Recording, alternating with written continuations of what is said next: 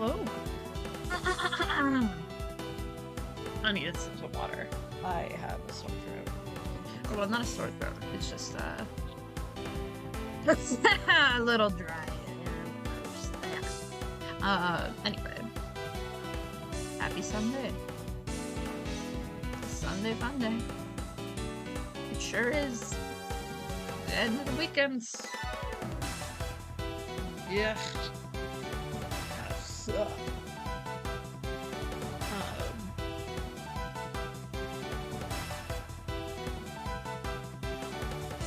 Anywho, I didn't boot anything up because I just don't think about that. So I didn't do it. Because you know, that's a smart thing to do. Very smart thing to do. 'Cause why would I do that? Why would I plan in advance? That makes no sense. In any capacity. Um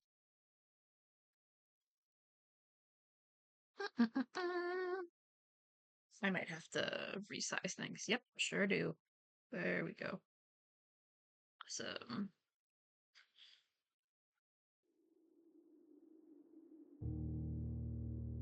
Really hoping we get some good answers for a few things.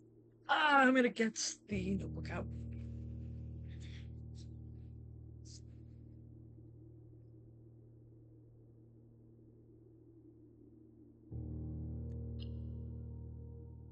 What day are we at? We're getting closer to 50, no?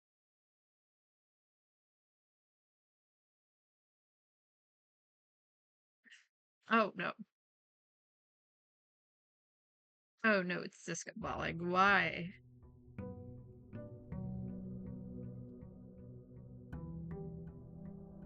Stop doing that. Okay, it's no longer discombobulating. I'm just gonna look at it for a second.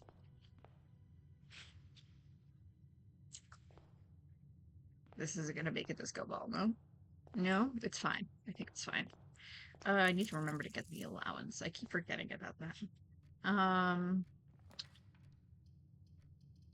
uh, okay. 5, 5, 5. Uh,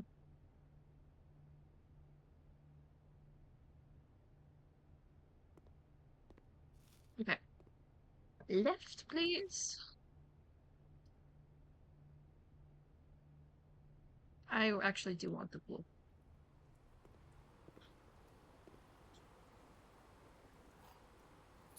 I didn't know that could be there. Okay, cool. Um, oh, sauna is quite tempting. I think we should go with sauna.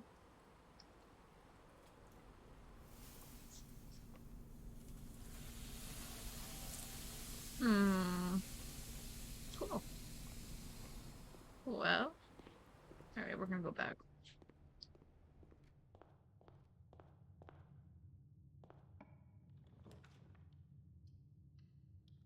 Right.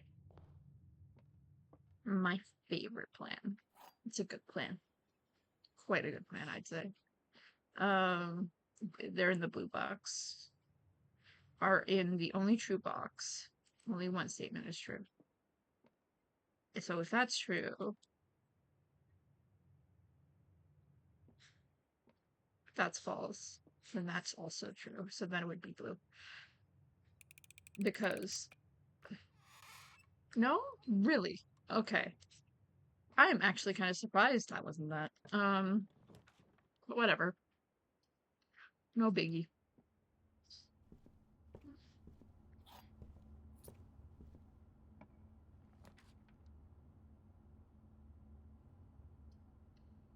I'm gonna get the code check just in case we do get the bolts.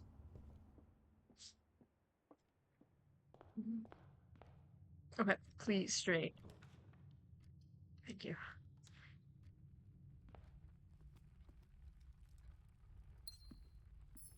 Reach us? No. Okay.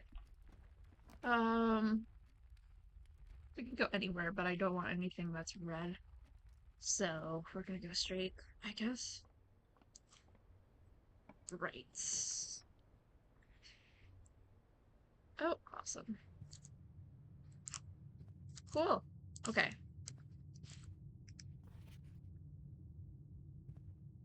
Because I haven't cleaned it, High Crime. How's it going? Why do you think I've actually, you know, cleaned it up? Why would I do that? There's no incentive to clean it up. I'm just gonna have fun with it. I mean, if you want to clean it up, I won't stop you, Crime. But there's no requirement. Okay. I'm just gonna not go into the gym. There's nothing in there. No? Nice.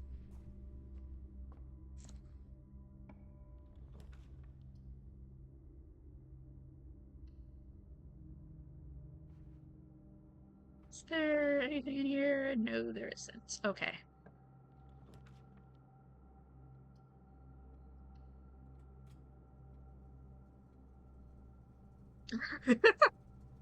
So I can't redeem anything, but here I think so I fix. I appreciate you. I appreciate your sacrifice. Oh no. I didn't even know that was like that. That's really funny. That's extremely funny to me.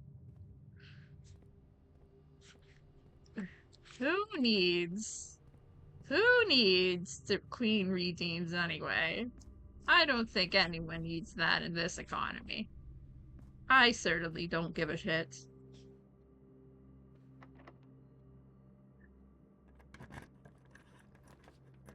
Uh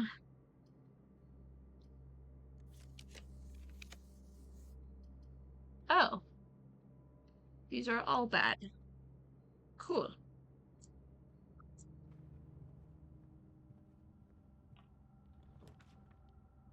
I'm almost close to getting down to 500. Okay, I think we're at the end of this run. We're at the end of this run. Yeah, okay. We're at the end of this run, but at least we can if we manage to figure out a way to um melt this shit, then we're gonna be so rich and it's gonna be huge. I appreciate your sacrifice, Crime. I really appreciate it. Cause my god.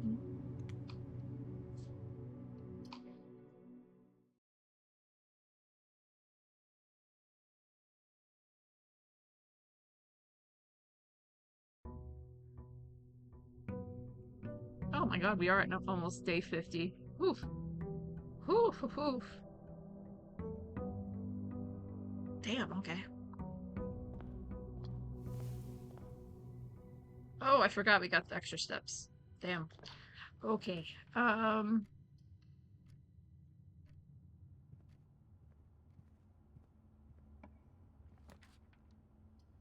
Oh, exciting. If we get the boiler room after this, I'm gonna be so happy. Please, boiler room.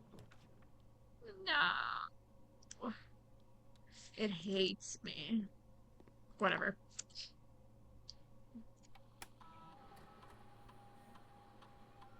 If there's a complete all button, but what if there's something important? I must do it manually. No, you don't have to do it manually. There's nothing important. Oh, God.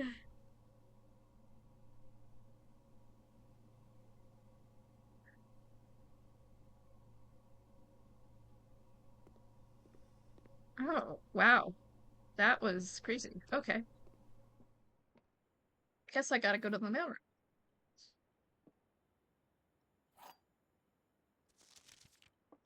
Okay. Statement of the white box is true. A box with the false statement contains the gems. The gems are in the white box, so that could be false. So I think it's in the blue one. I have an inkling it's in the blue one. Yes.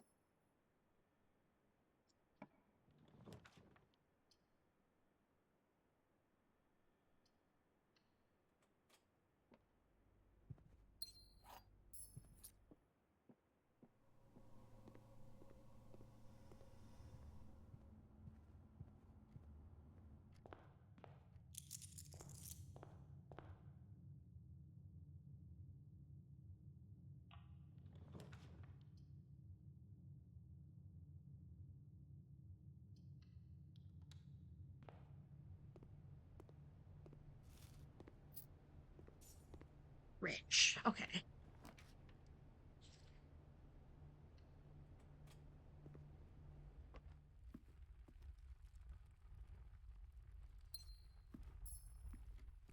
Okay.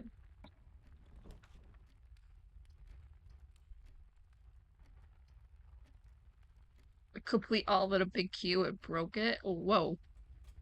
Okay, never mind. Don't break don't break your don't break your phone, please. That would be bad. It's not that important. All right?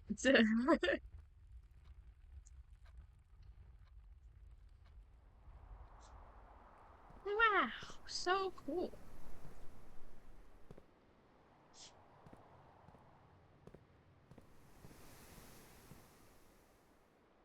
Okay.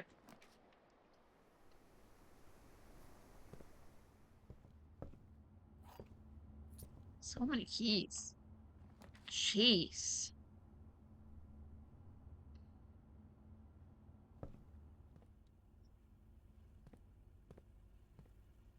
Okay. I forgot that there was the foundation over there, and I was very scared for a second when I saw something move. Um, okay.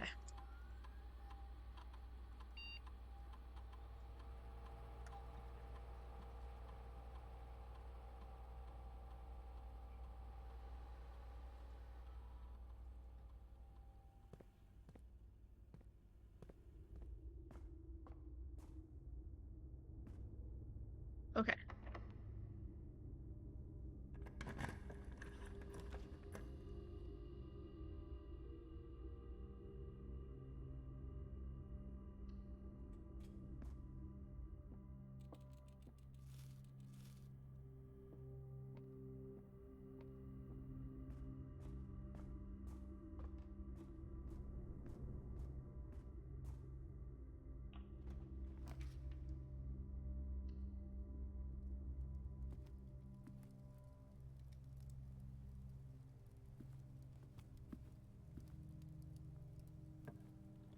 Left?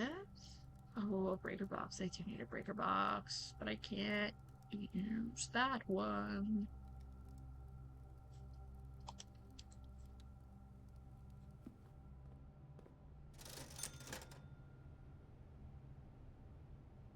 I actually might get a shovel. I'm gonna go get a shovel because there's just like so many things that I could dig up back here.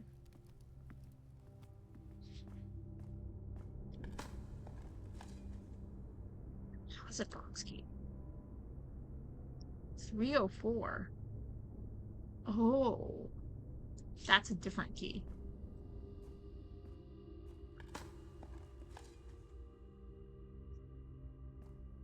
Come on.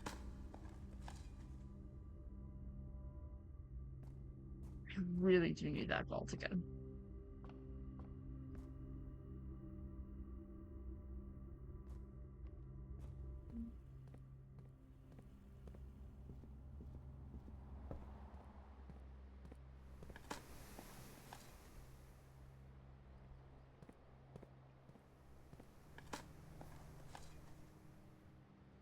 We're on to 2 years ago. Oh, God. Good luck. That's scary to think about. Wow. 2 years ago. Jeez.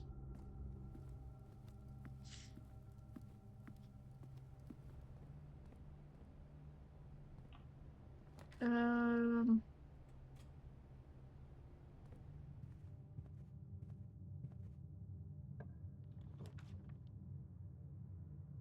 Ooh. Very tempting.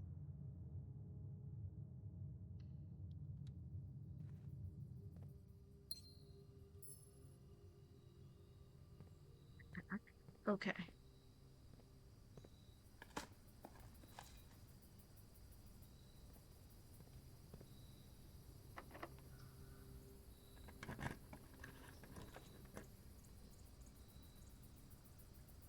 Mm, mm, mm, Okay. Let me think.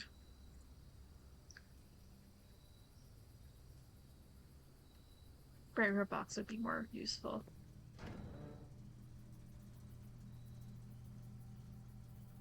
Have I if I rejected all the, how many points do you think we'd all get? We'd be rich, man.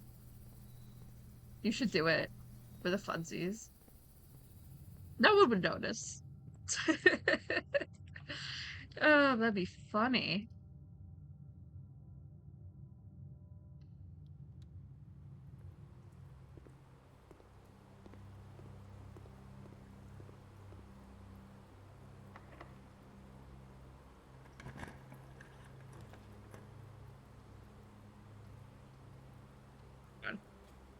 I'm backing myself into a corner here. Yeah, okay. I've seen that before. Okay.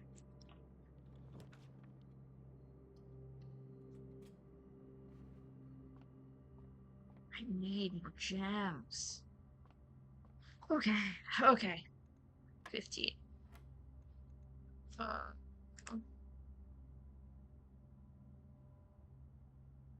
15, 4, 15, 12, 15, 20, 15,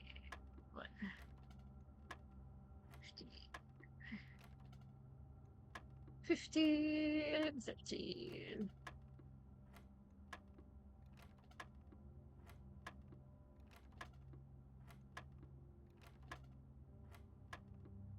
15, 2. I need to write this down. 15, 2.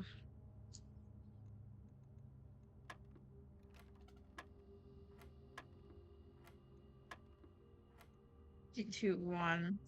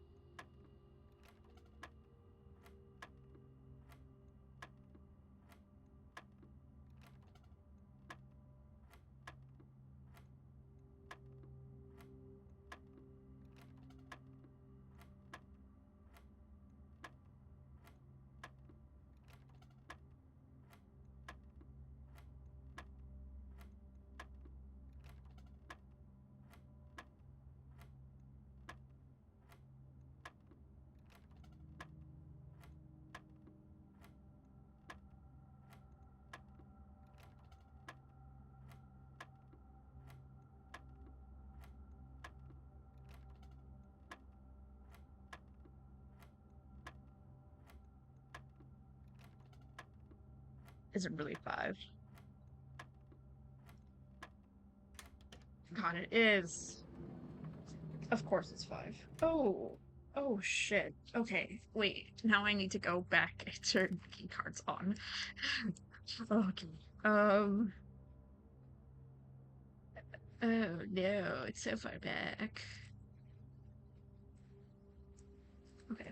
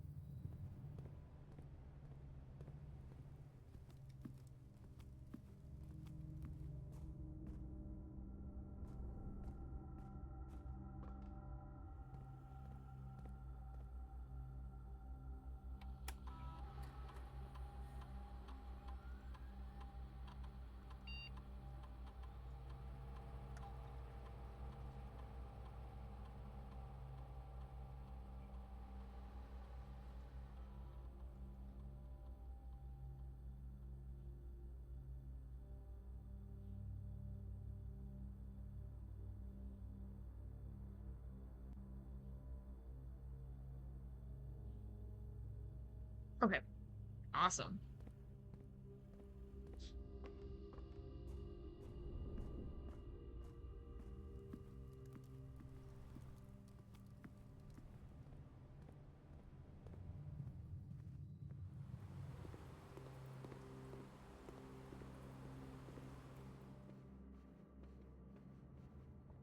Okay.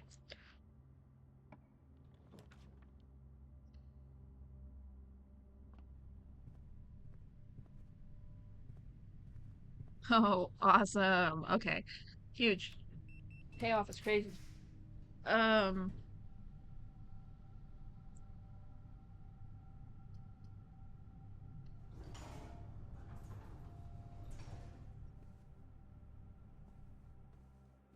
anything else? No.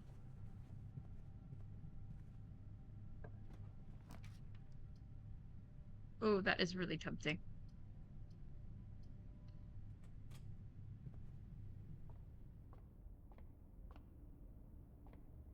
14. What's 14?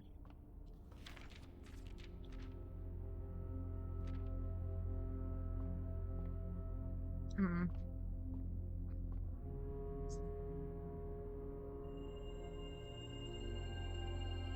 Oh, it just gives you a random thing if it's not on the day. Oh, good to know.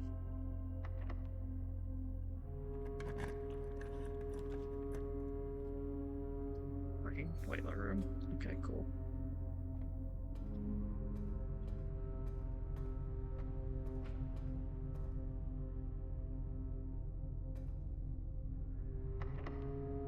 Damn it. Okay. Is there anything else I could do? No, I don't think so. I think we're stuck. Unfortunate. 304.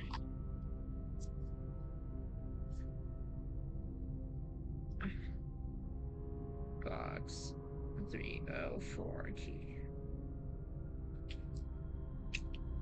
Day 49. Interesting. Very interesting.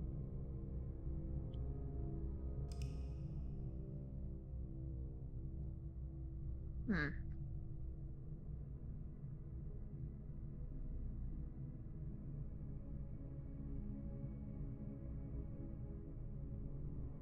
Hmm.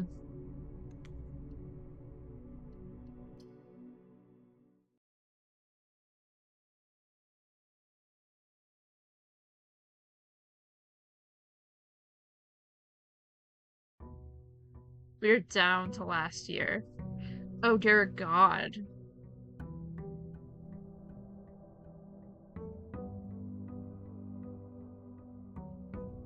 You're doing great, man. You're doing so great.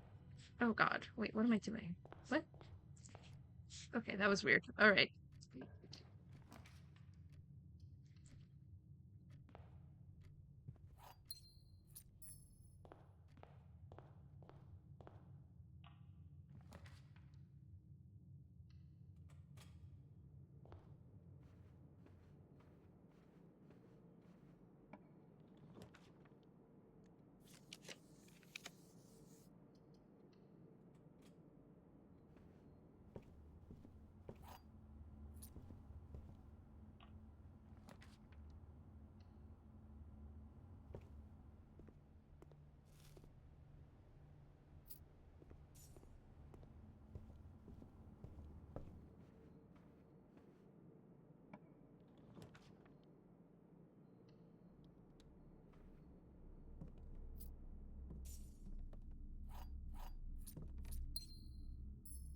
Clear 50 at a time and it doesn't break my Oh no. Thank you for your sacrifice. It is not in vain, I promise. Oh, I don't want the chapel, but I have to have it. Unfortunate. Unfortunate.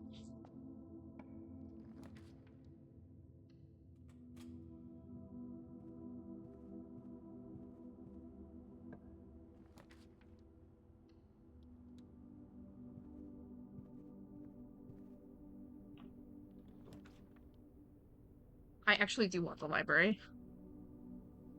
Stutters a bit, but if I cross my toes, it will be okay. Oh, God. Okay. Okay. Alright. We need to do one of the scary big ones. Let's do Realm and Rune.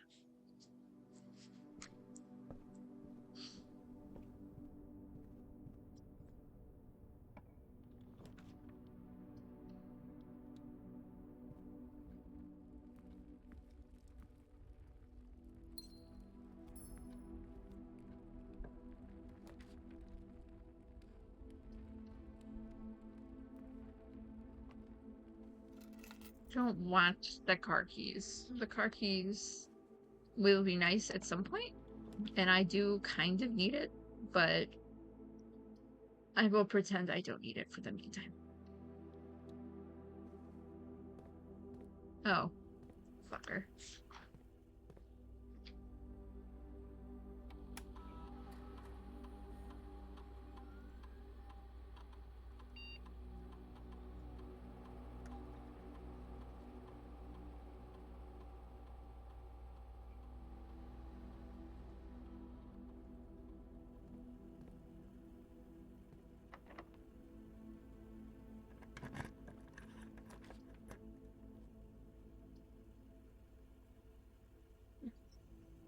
That's a very funny and convenient place for the breaker box, but I'm not gonna choose that. Oh, but it takes... Oh. Fine, we'll go with the goddamn gym. Not happy about it, but I'll go with it. Um...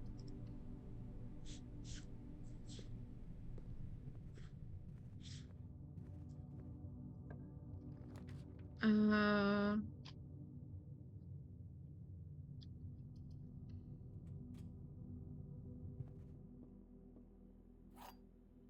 It's all done? Oh, thank you. That's crazy. Blue box is true. Gems are not in this box. Those two are false.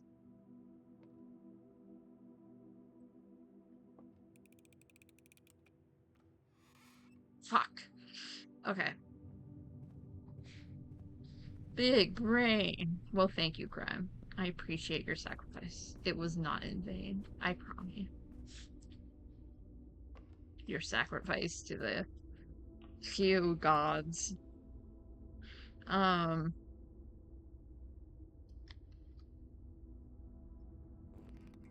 it's so dark. Oh, nice, actually.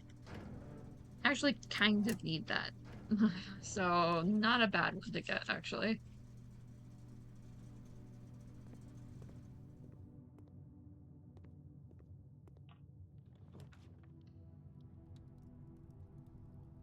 Oh, no. Oh, frick. Okay. That's not good, actually. That kind of sucks.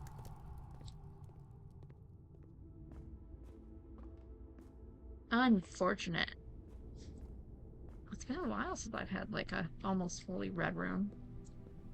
It's kind of sad. Okay.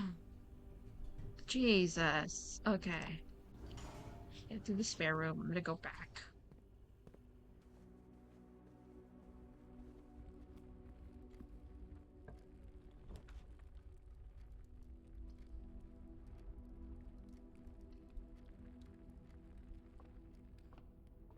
They hate me here.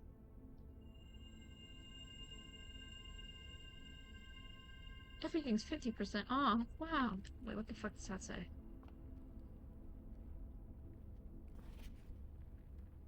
Locksmith and bookshop. Ooh. Okay.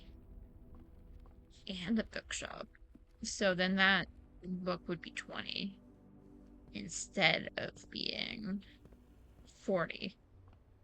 So. Hmm.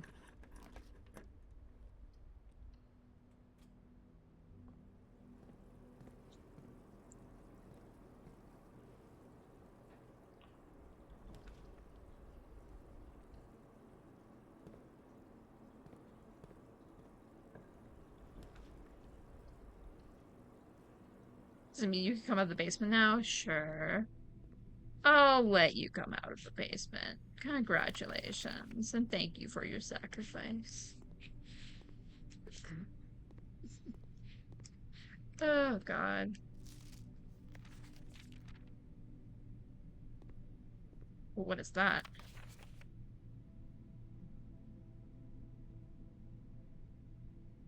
Thrilled you have found our Hubble lab and have decided to run some experiments of your own. I have tend to keep an eye on small spikes of radiation level in the state, as it's only one of the only ways I can monitor your progress from the outside.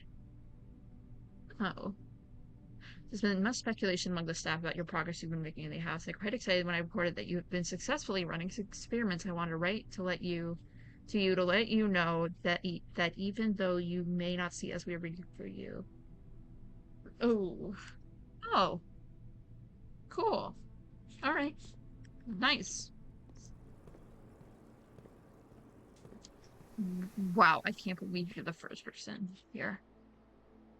That's crazy. Who would have thunked it? Who would have thunked it? Nice, actually. I do need a sledgehammer.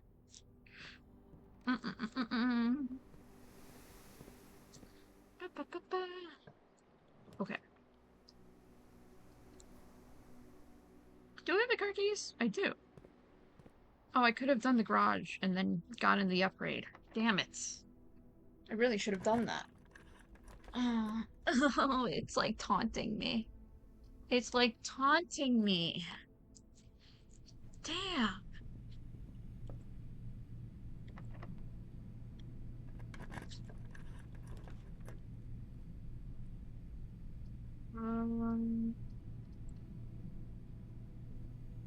I don't even want to go in there. Oh, well, I gotta go in there. Unfortunate. Unfortunate. Unfortunate. Damn it. I didn't even think about the fact that I could have done the freaking thing that I said I was going to do and then promptly forgot to do. Oh, damn.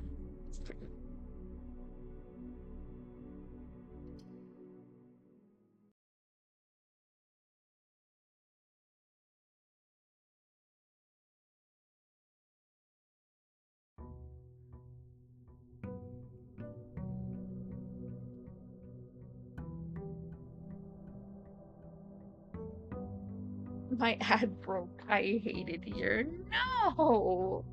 What even happened? What did you do? What?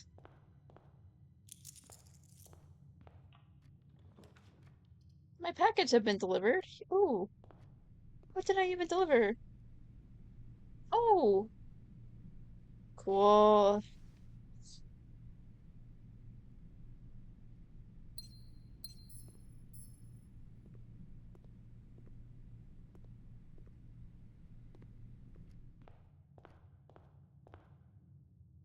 Forgot I got those, actually.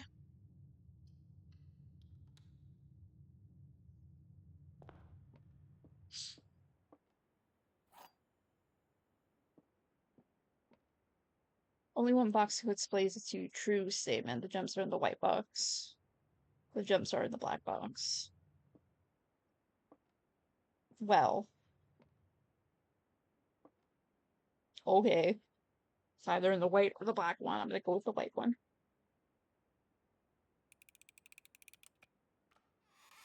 No, of course it's in the black one. Oh, yes, please.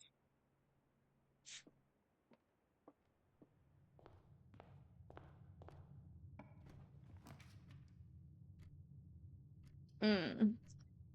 Gross.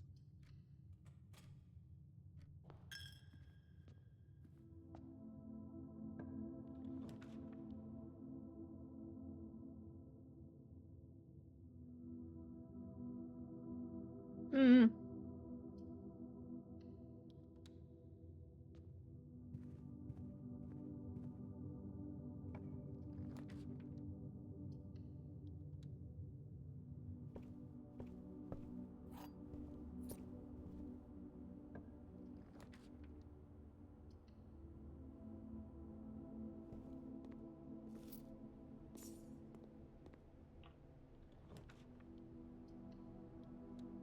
Some more gems for me.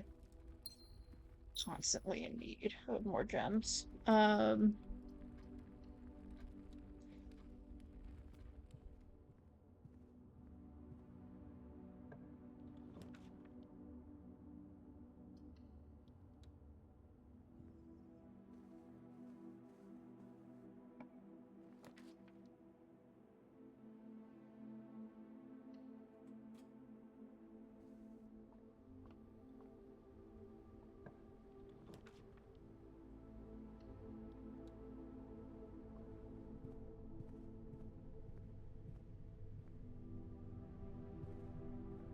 And then it dead ends, please. Mm, I'll do with the one that doesn't make me spend my money. Okay. I think this should be swell.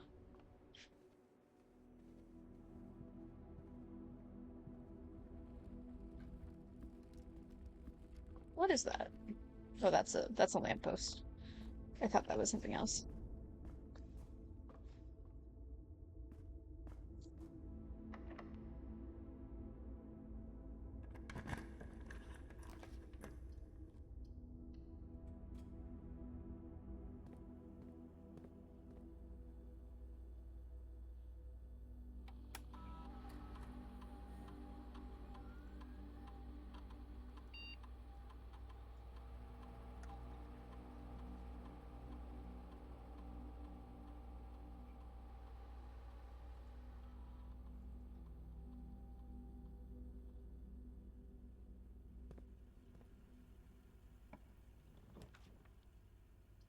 Ooh, exciting.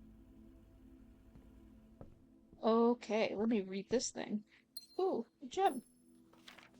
Roman runes, sigils of the past and present. When the scholars of the first era found any hidden things, either of the natural source or resulting from the creations of man, they were accustomed to record these in various signs with the aid of figures. They did these in order that the sigils of the realm might not be understood by strangers. Historically speaking, sigils are not a new tradition. They have been found at every era and every culture and predate both written texts and heraldic arts. However, today when we use the term sigil, we are referring specifically to the realm sigils, these crude circular marks of designation found in royal artifacts, buildings, and other documents. This book was written to make simple the understanding of these fascinating glyphs, to clearly display the correlation between um the sigil and iconography of the realm's royal art. How is the image of a leafless burning tree seen in geometric lines, and what does it tell us of the kingdom's history? Each line, each circle, and each variation tells the story of the lands, even if the adorned borders around the sigils have a specific special meaning. To understand a realm sigil, we must first dismantle the symbol and identify the individual elements that make up a whole. Um, okay, let me write this down. Sigils require core, dividing lines, rays, moats, border. At the each center of each sigil is a unique shape, different for each realm. If the core gives us a name, then the rest of the sigil tells us the history behind that name. Still, it is important to be able to identify and distinguish the core as the first step in deciphering any sigil, as all the other parts are meaningless if we don't first know the place we are describing. Several example cores taken from well-known sigils. Okay, let me draw these. Um,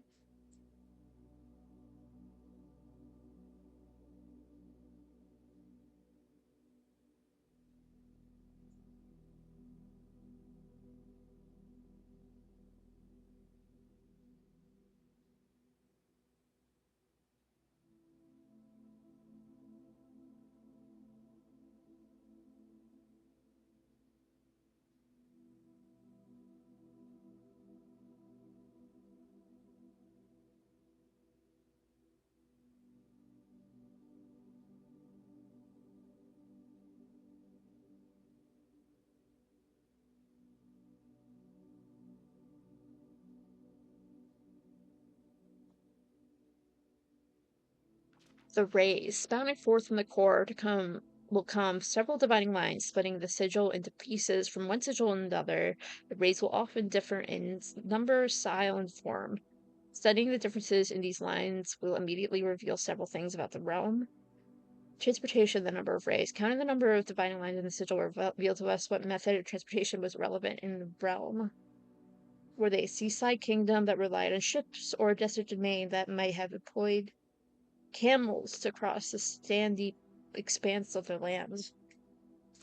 Rays. Transportation.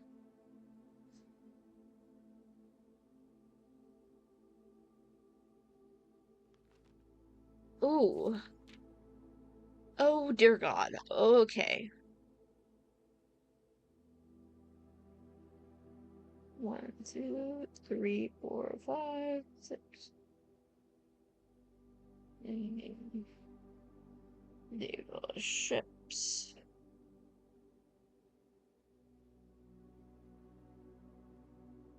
Roads.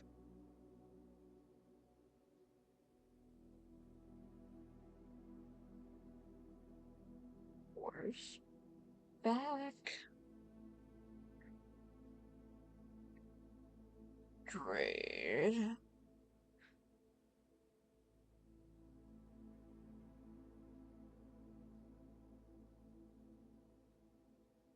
Aviation.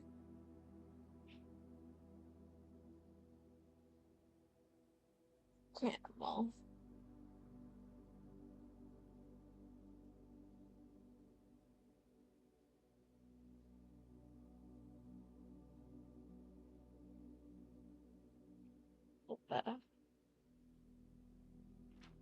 Weather. The style of ray. Identifying the style of ray used in the sigil will show us the weather the kingdom considered native. Some are intuitive, like the jagged lightning shapes lines to indicate stormy lands. Straight black lines indicate a lack of unusual and harsh weather and normal temperatures. Okay. Rays. Dial.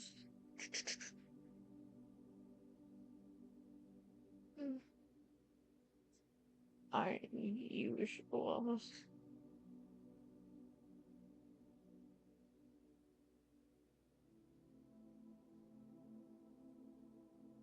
Hockey.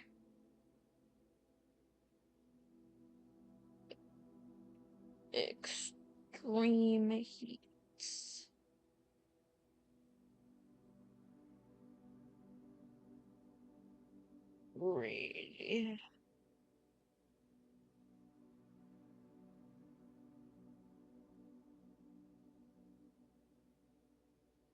Really? And then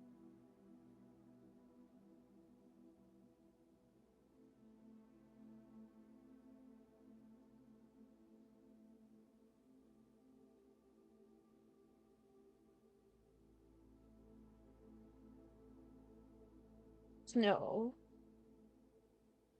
And then windy. 3 motes. On each sigil, floating between the rays are small figures called motes. From the shape and style of the motes given on the sigil, we can find the type of society a given realm proclaims. Interesting. Interesting. Um, mote.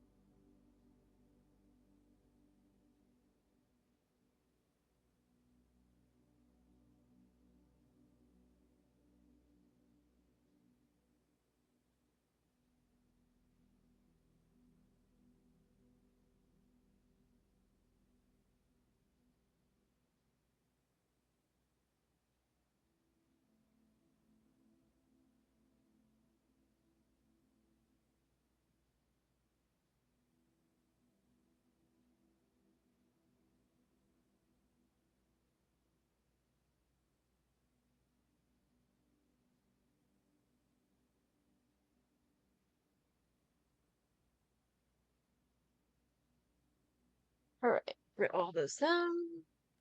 The border. Around each sigil is adorned edge. I have to turn the page. Okay. Sigils. Continued. Okay. Around each sigil is an adorned edge, serving as a container for the information within. There are 8 different borders.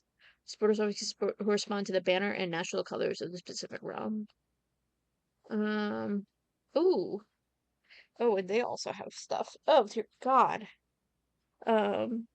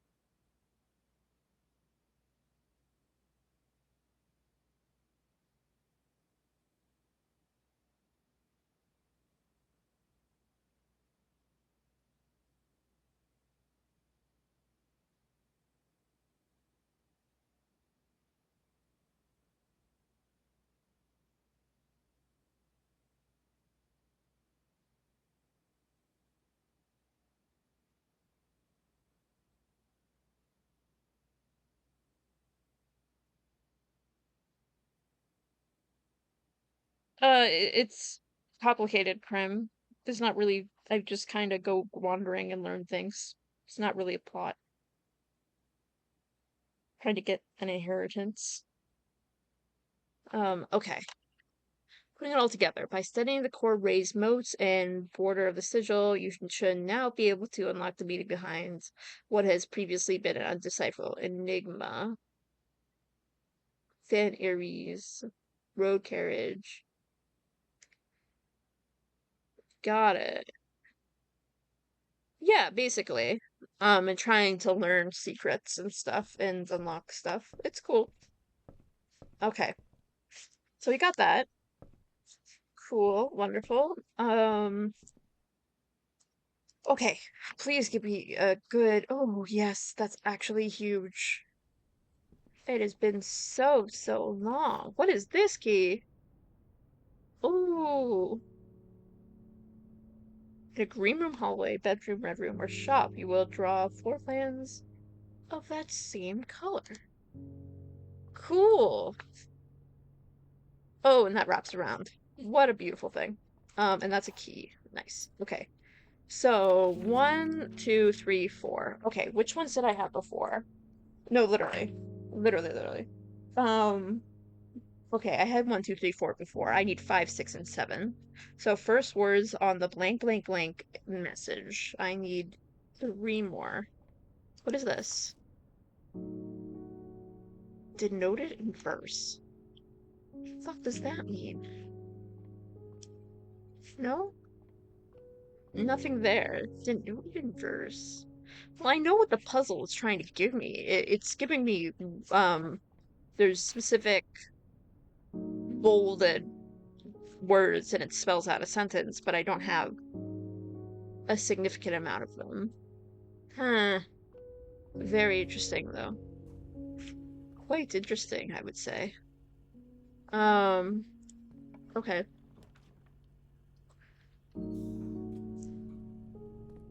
So good old boiler room. Okay, cool. Um, quite tempting. But I also don't want to lose this run yet. I don't want to lose this run yet. Oh, everything's bad. Everything's very bad. Okay, I actually want to read this again, because it's been so long since I've read it.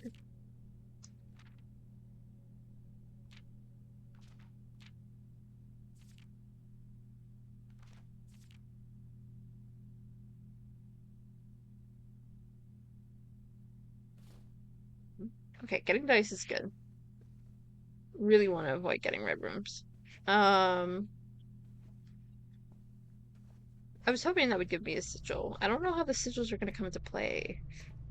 TBH. That's the back of the foundation. Okay, cool. Um, no, I don't want to use prism keys yet. Um, dining room is pretty solid, I'd say. Um, okay. Please give me something good. Okay, I'll take the observatory. When's the next one again? I literally just looked at this. Oh, 15. Oh, so this is gonna be a regular one. Cool. Nice. Nice. Awesome. Very cool.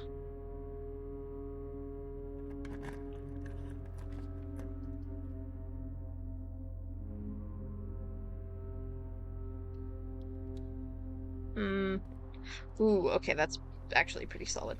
I do want the metal detector. Metal detector is just really nice to be able to find things. Okay. Oh, these are all bad. Everything is bad. Everything is just horrible. Very interesting. I didn't realize that there's the vents up there. Okay, I have security. I don't have the, what's it called room? I don't remember what it's called. The, that room. That room. Yeah, okay, I need a room so I can get... Oh, where is it? Donde está? It's somewhere. Oh, there it is. Sneaky little freak. Lock-in closet. I don't need that though. Do I have a conference room? I don't. I do have a conference room actually. That's so far back. But I do need it. Okay. I'm gonna go in here, get that. Um, is there really nothing else? No. Okay, now I have to wander all the way back. Let me do some math here.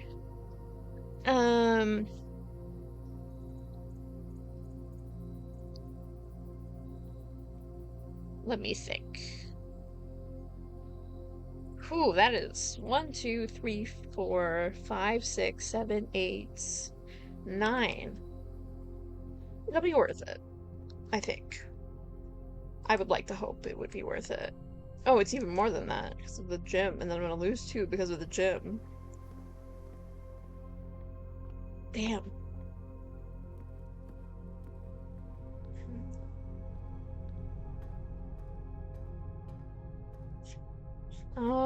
I actually want to see, because that's basically worthless. I want to see if I were to reroute that straight, if I would be able to see that down that hallway over there. Because if so, then that confirms the theory of mine.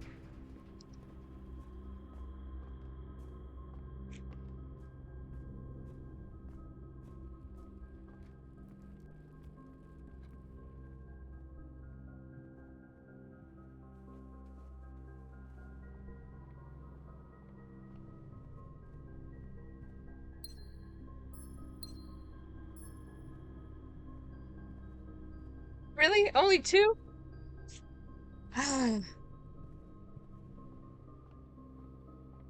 Disappointing. Okay. 1, 2, 3, 4, 5, 6, 7, 8, 9, Oh, I'm already screwed. Unfortunate. I don't think there's any way to salvage that. No, well, yeah, no, there's no way. Damn.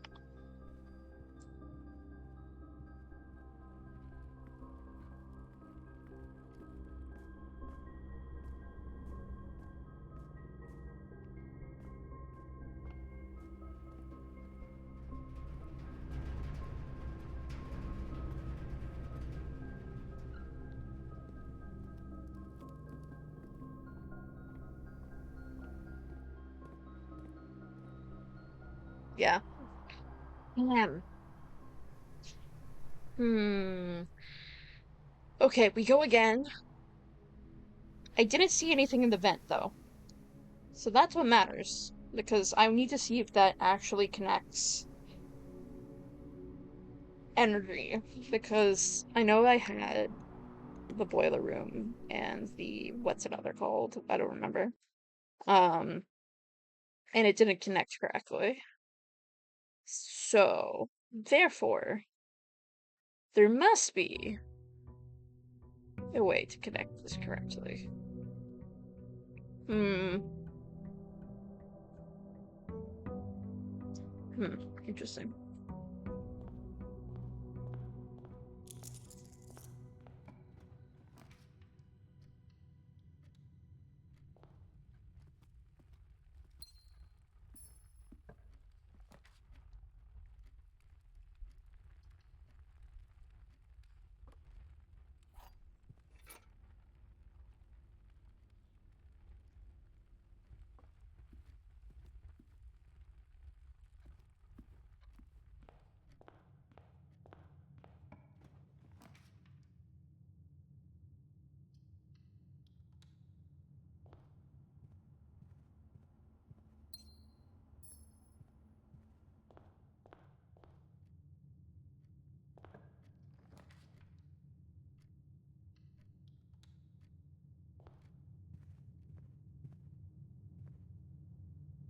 Like, you could see that there's those lines that are on the ceiling. I don't think it needs anything, but I am curious.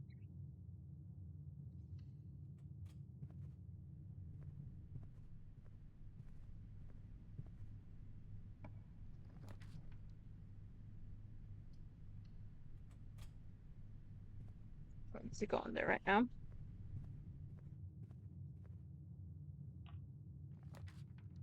Oh, yeah. Let's go. Oh, huge. And a lockpick. Oh my god.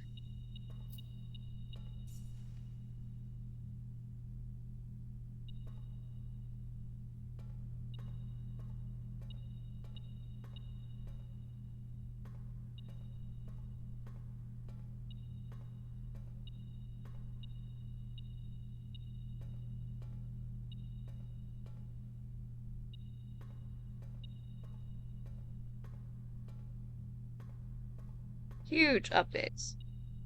Huge stuff. Okay, I need to go get that key, which is conveniently right here. Cool. Awesome.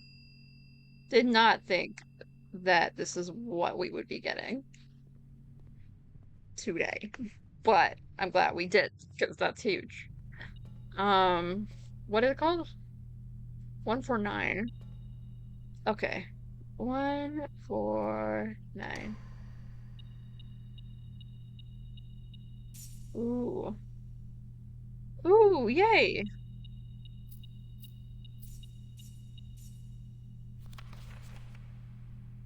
Okay. Oh, Christ.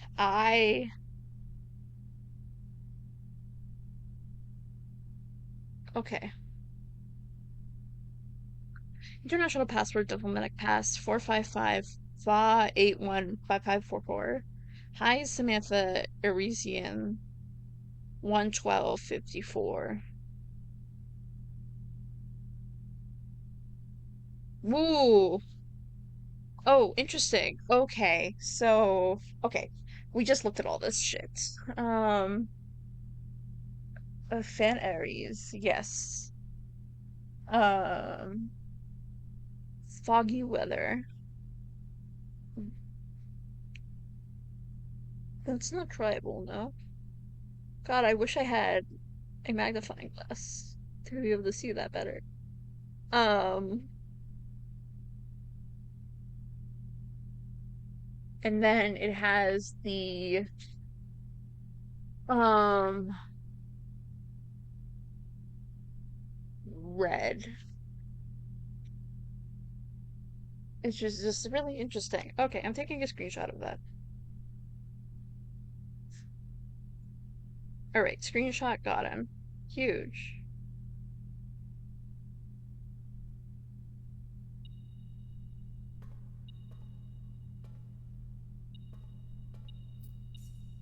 Nice.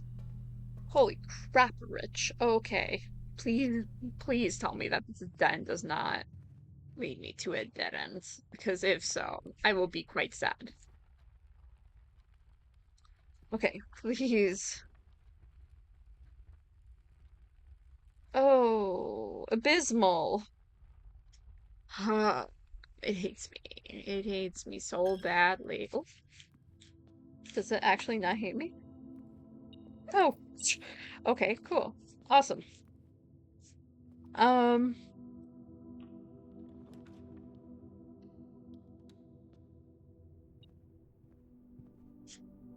really?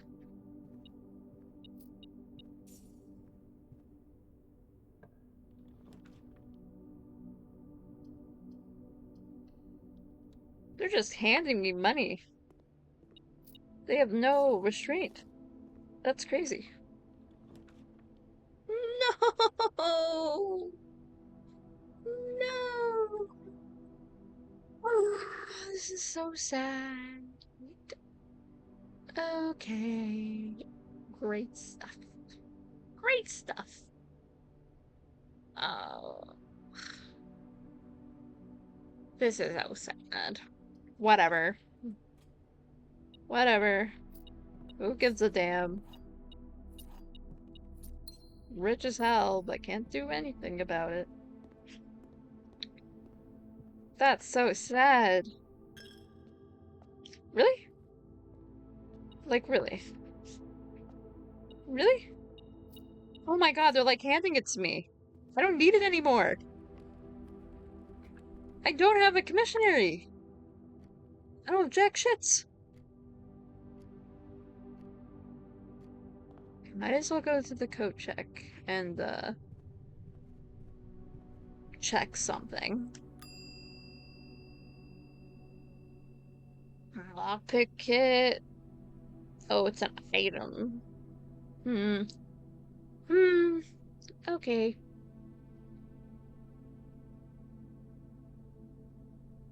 Nice. Unfortunate. This is so sad. That's so sad. God. Damn it.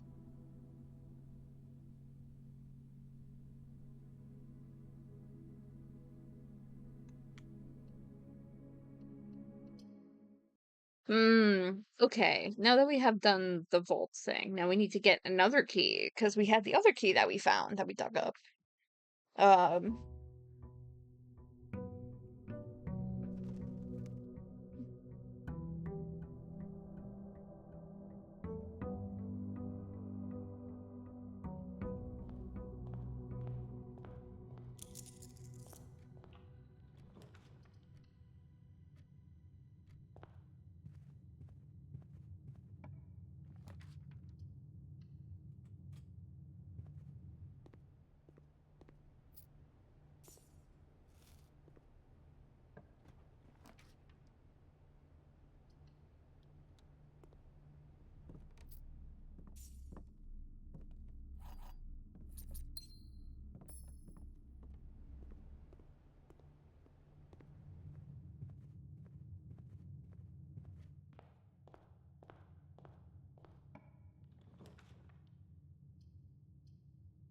Very tempting.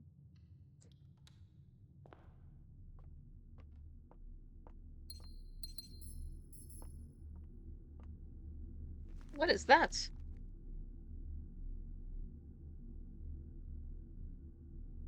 Oh. Haven't I already screwed that one up? Right? Right?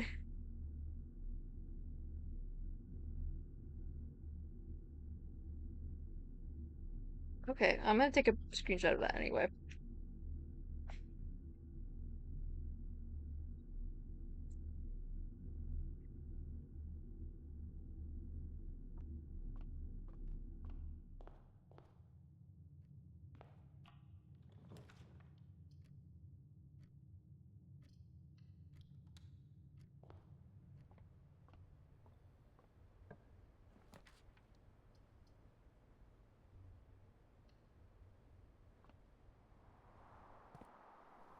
Oh, nice. Oh, a shovel. Oh, a shovel.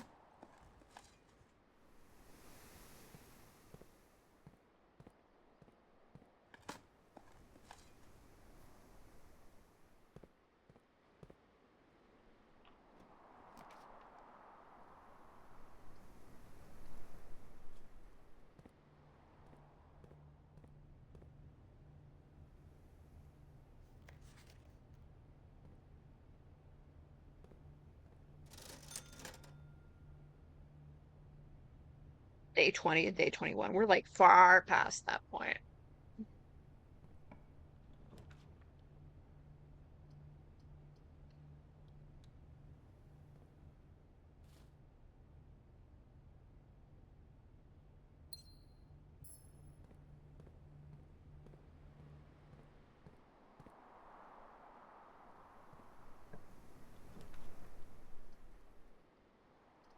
Very tempting.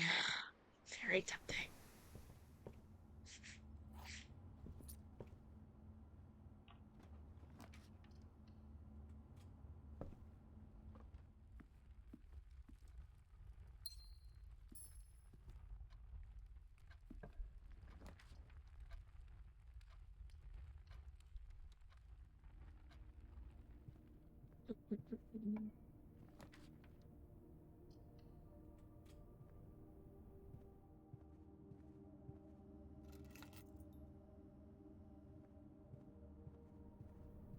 Do we have a security? No.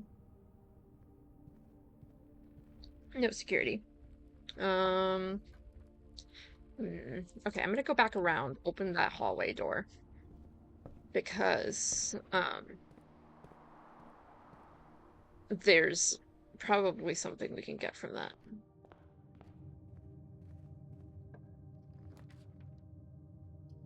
Yeah, that's pretty solid, I'd say. This is a good place for a breaker box, so um I'll take that as a win.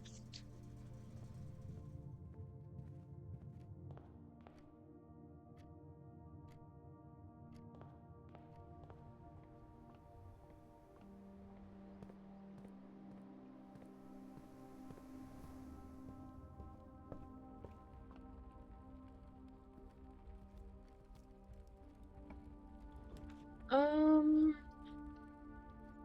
yeah, corridor would be great. Not that it really matters that it's a corridor, but I'll take it as a win.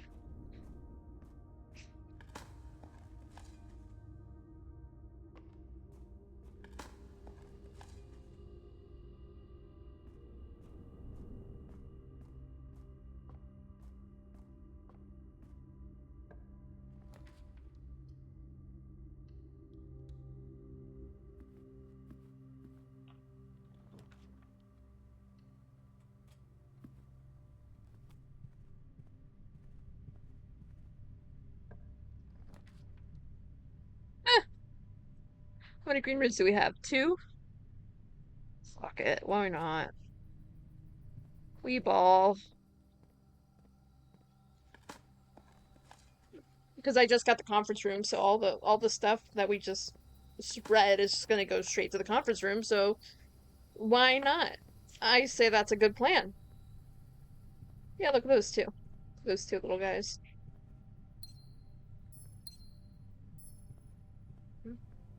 Like, that's a good investment. if I do say so myself. Parlor, my favorite. My bestie, the parlor. Oh, what? Excuse me? This looks like the spot. Time to start digging? Where? Freak? Time to start digging in the floorboards?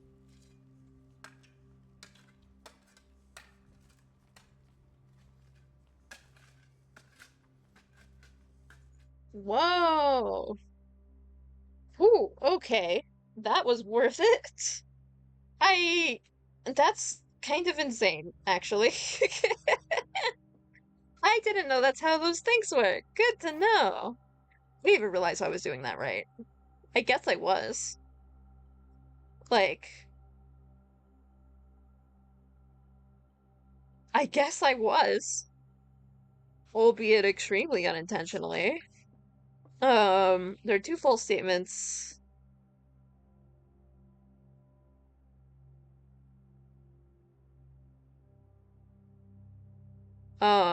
A box with a false statement is empty. Well, if that's true, then it's gonna be the blue one. No! God.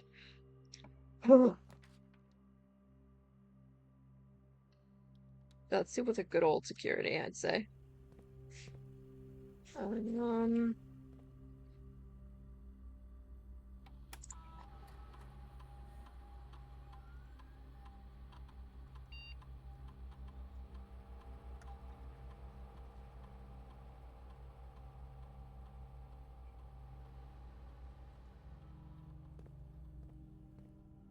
awesome.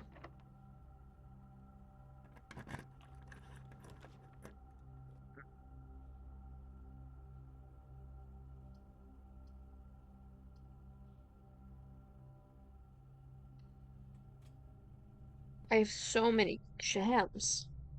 Like rolling in gem.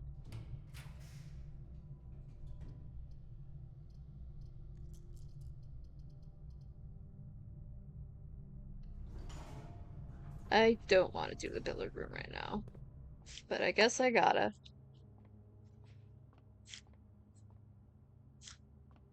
Okay. 15. 20. 15. 1. 15. 18. 15. 4. 15. 13. 15. 6. 15, 6.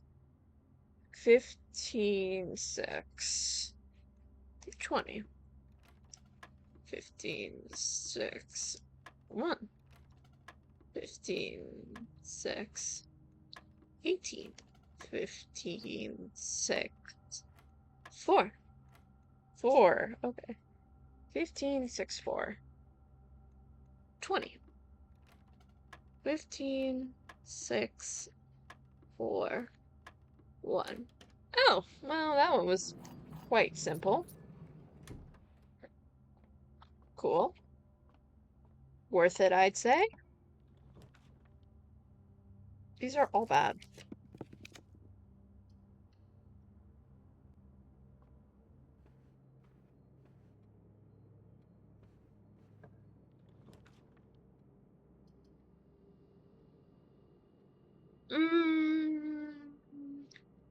Sure, I'm gonna go with a code check, actually. Because who... I'll take the lockpick kits for the funsies, I'd say.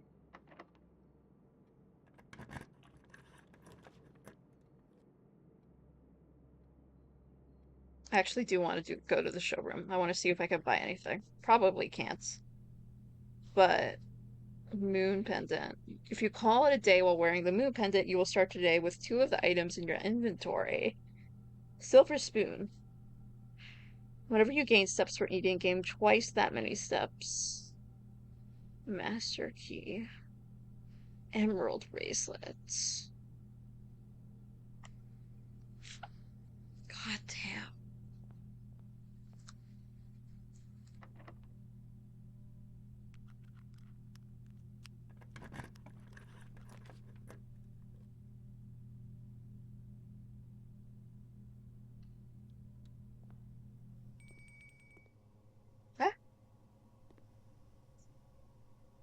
What was that?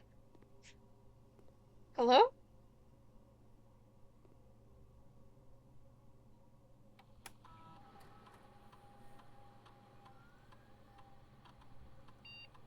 Um,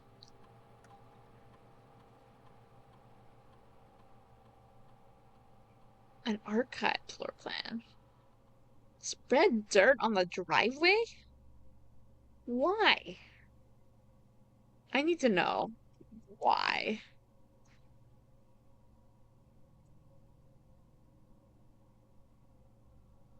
I gotta try that. That seems weird. Extremely weird, actually. Oh, it was the dinner. Where is the dining room? It actually might be a good idea to go to the dining room right now because right now we don't have a lot of steps. So I'm gonna go do that.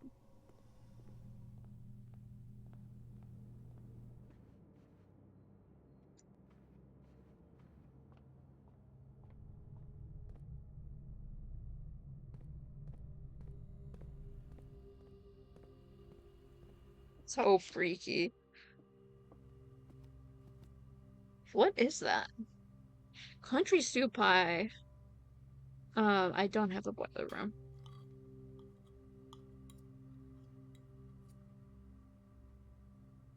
Okay, great. We're back up and ready to go. Actually, I'm gonna go to the West Wing Hall. I'm gonna go back because I have a feeling that if I don't go back, then that room's just gonna stay open and then I'm gonna have to track back way farther ahead. And then it's gonna be sad. And I don't want to do that.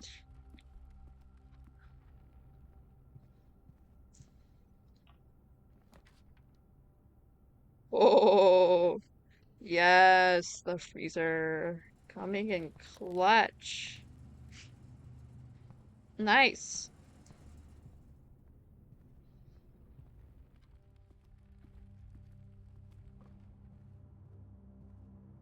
This is actually a great one to get right there. Um, because I have a shit ton of money. So if we just keep getting money and keep getting freezers, then everything's gonna be happy.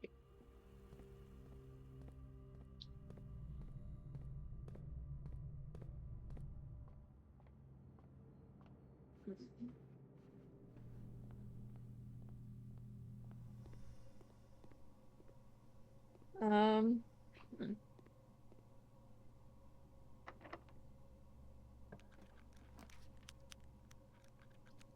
Ooh, yes, library. I need to request a new book.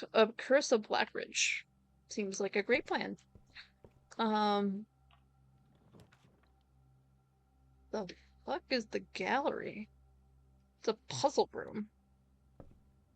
This is backing myself into a corner, but I'm curious. Weird.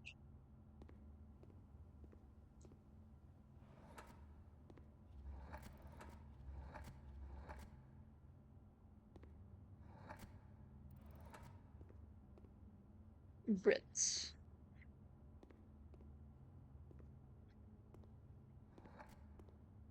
Whoa.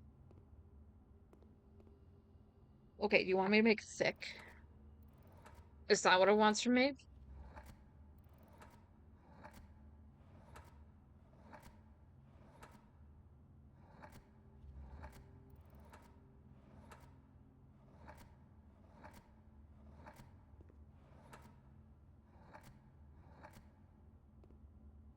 Okay, that's thick.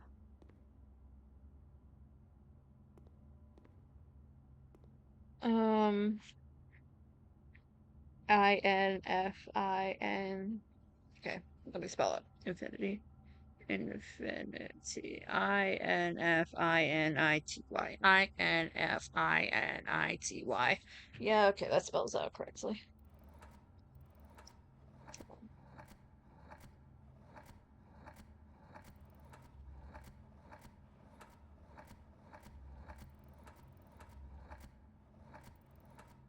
No? Hmm.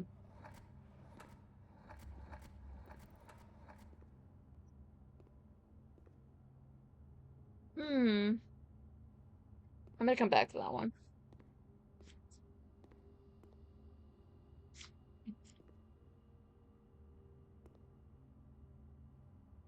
Weird. Actual objective. Hmm.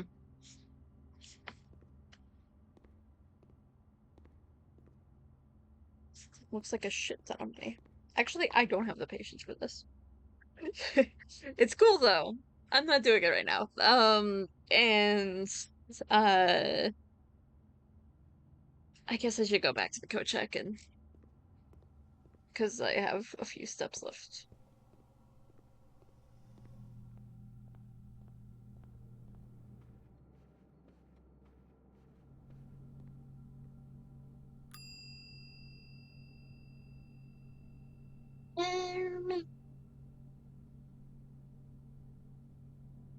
Oh yeah, let's check in the car keys for the funsies.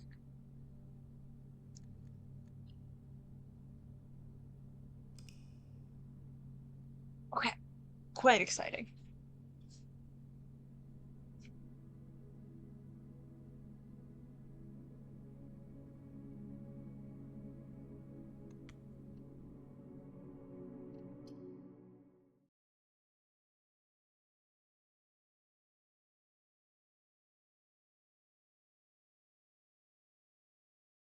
Spread dirt on the driveway. What the fuck does that mean? Why?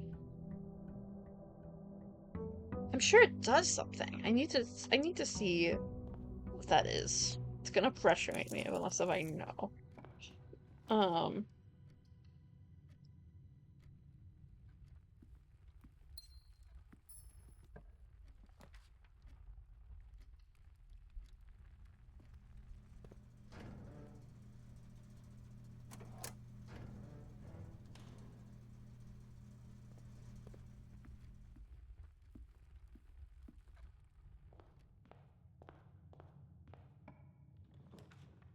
hmm. Starting off with a lot of really good rooms, so that's good.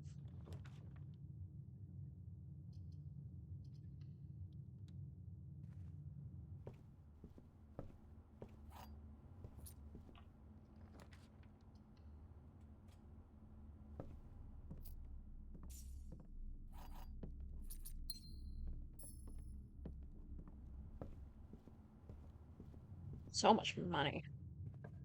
Dear Lord. Let's get more.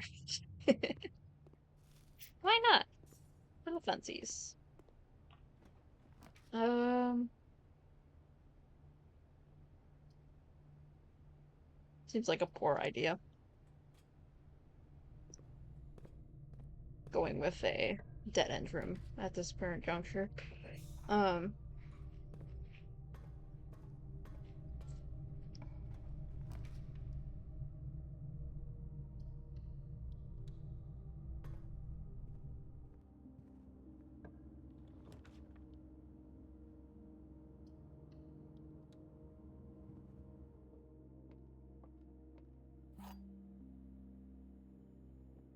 okay.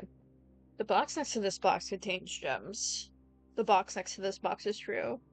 The box next to this box is false. Well, that's not true.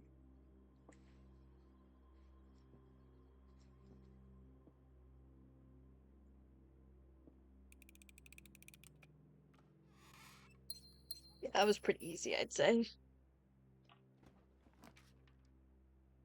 Hmm. Not fucking going there. No way.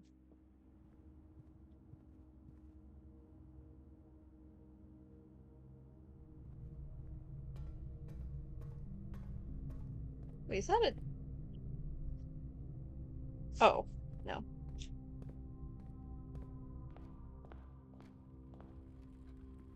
I thought that was a keycard door. Um,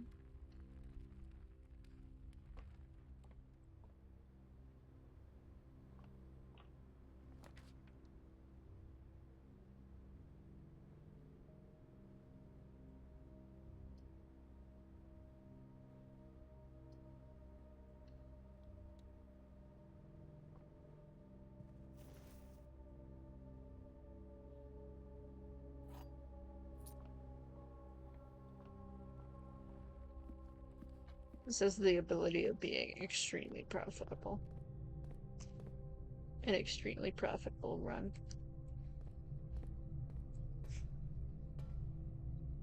No, it's not a keycard door. No, no. It's just I have to reroute the Steam. Never mind. Never mind.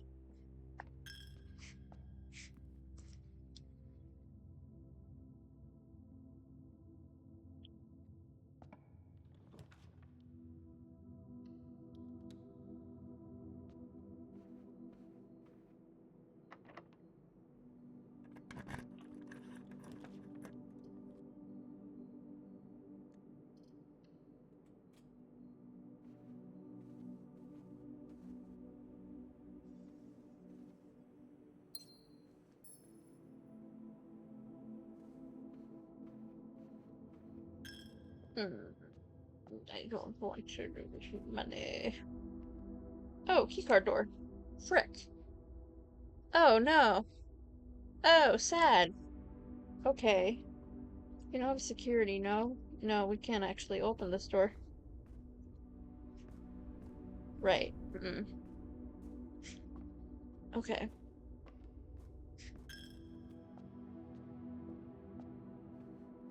This door up here can save me.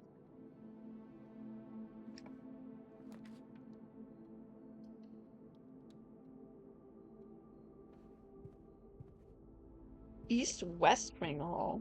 I have a feeling I haven't seen that room before.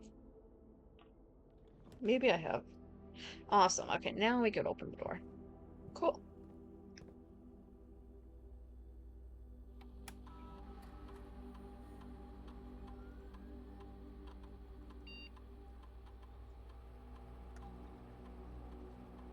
Actually, if we go high and then unlocked,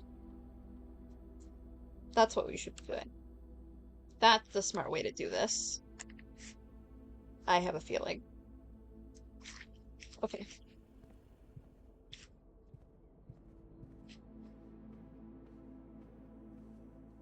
Oh, frick, I went the wrong way.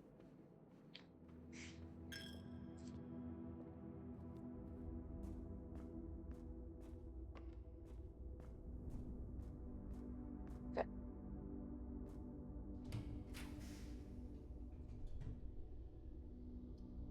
The friggin' gallery again. Okay, let me see if I could do this.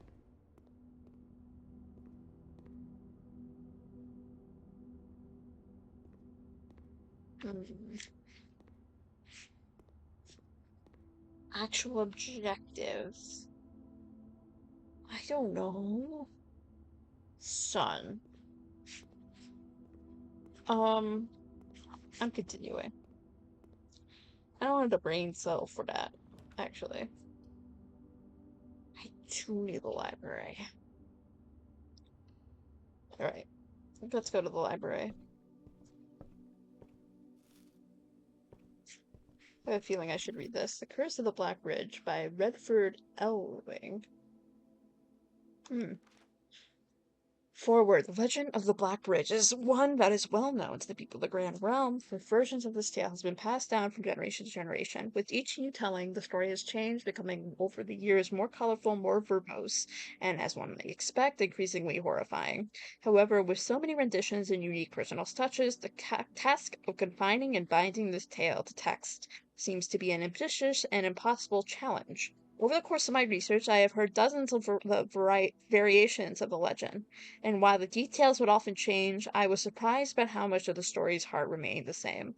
Yet, the more I listened, the clearer it became that there could never be a definitive version of this tale capable of capturing all the wonder and myth of Blackridge.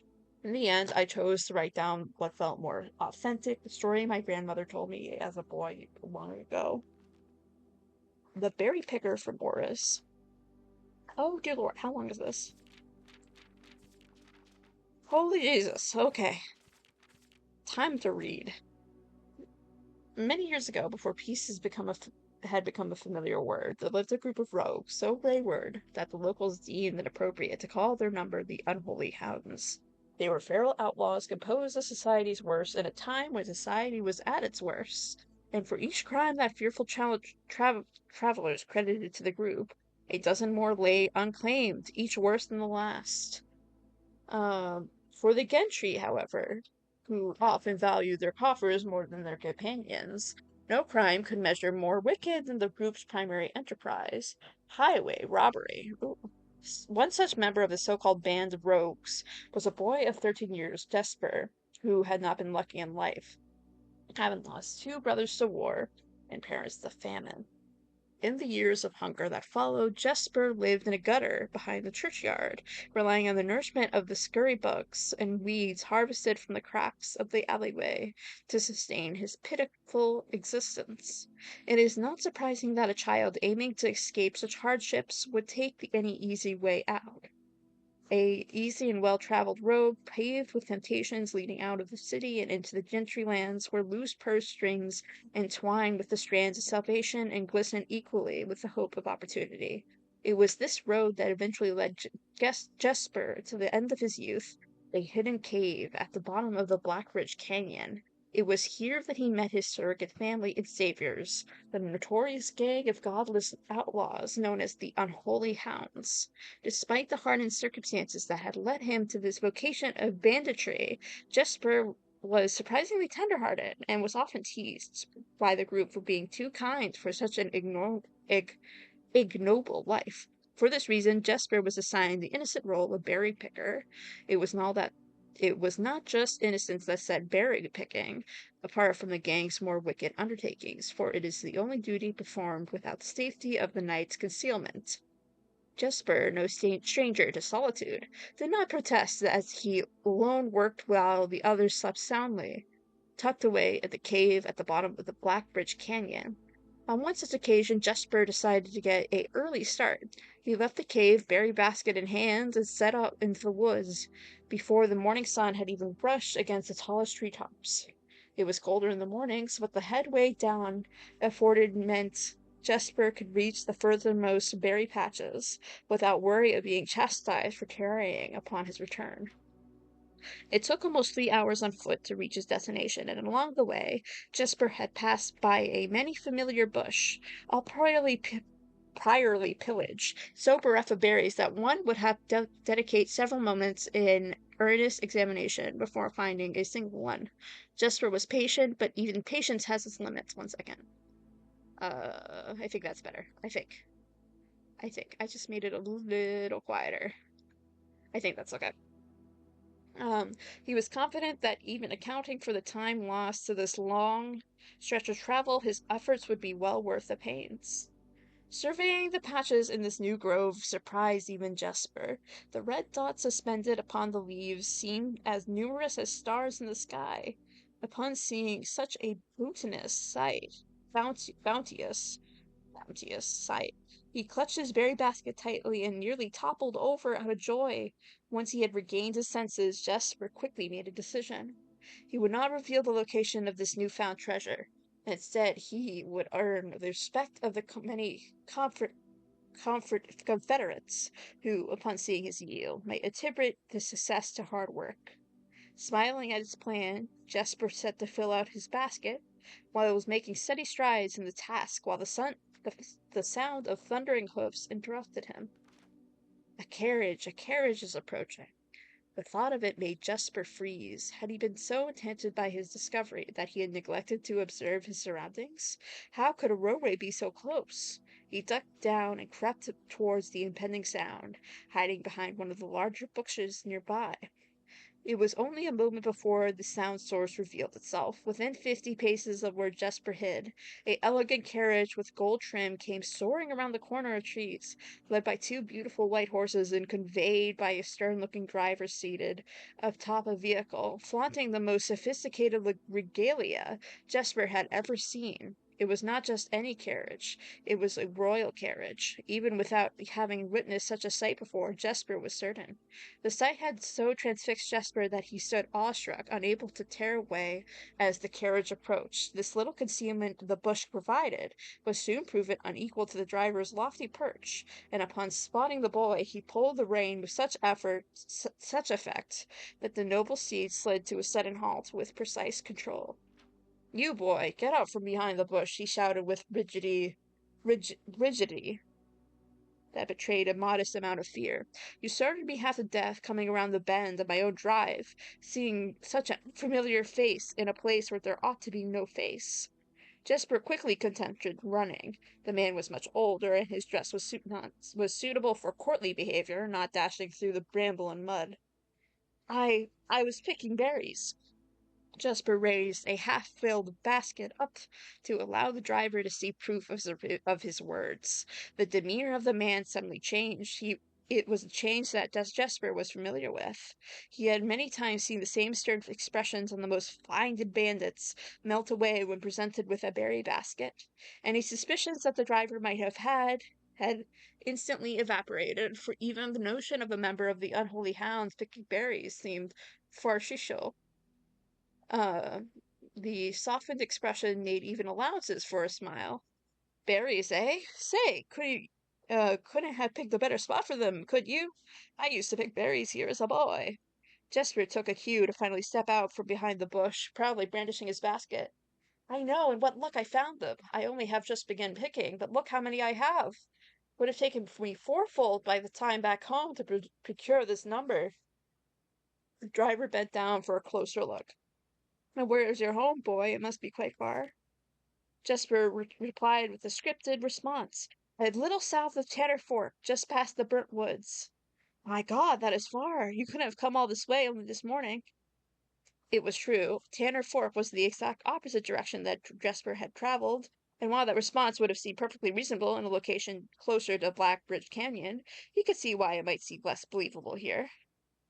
Sir, I have traveled much farther for much less profit. I dare say there's no assistance yet made by man that would not be worth undertaking for a prize such as these. Surely you have tasted them for yourself?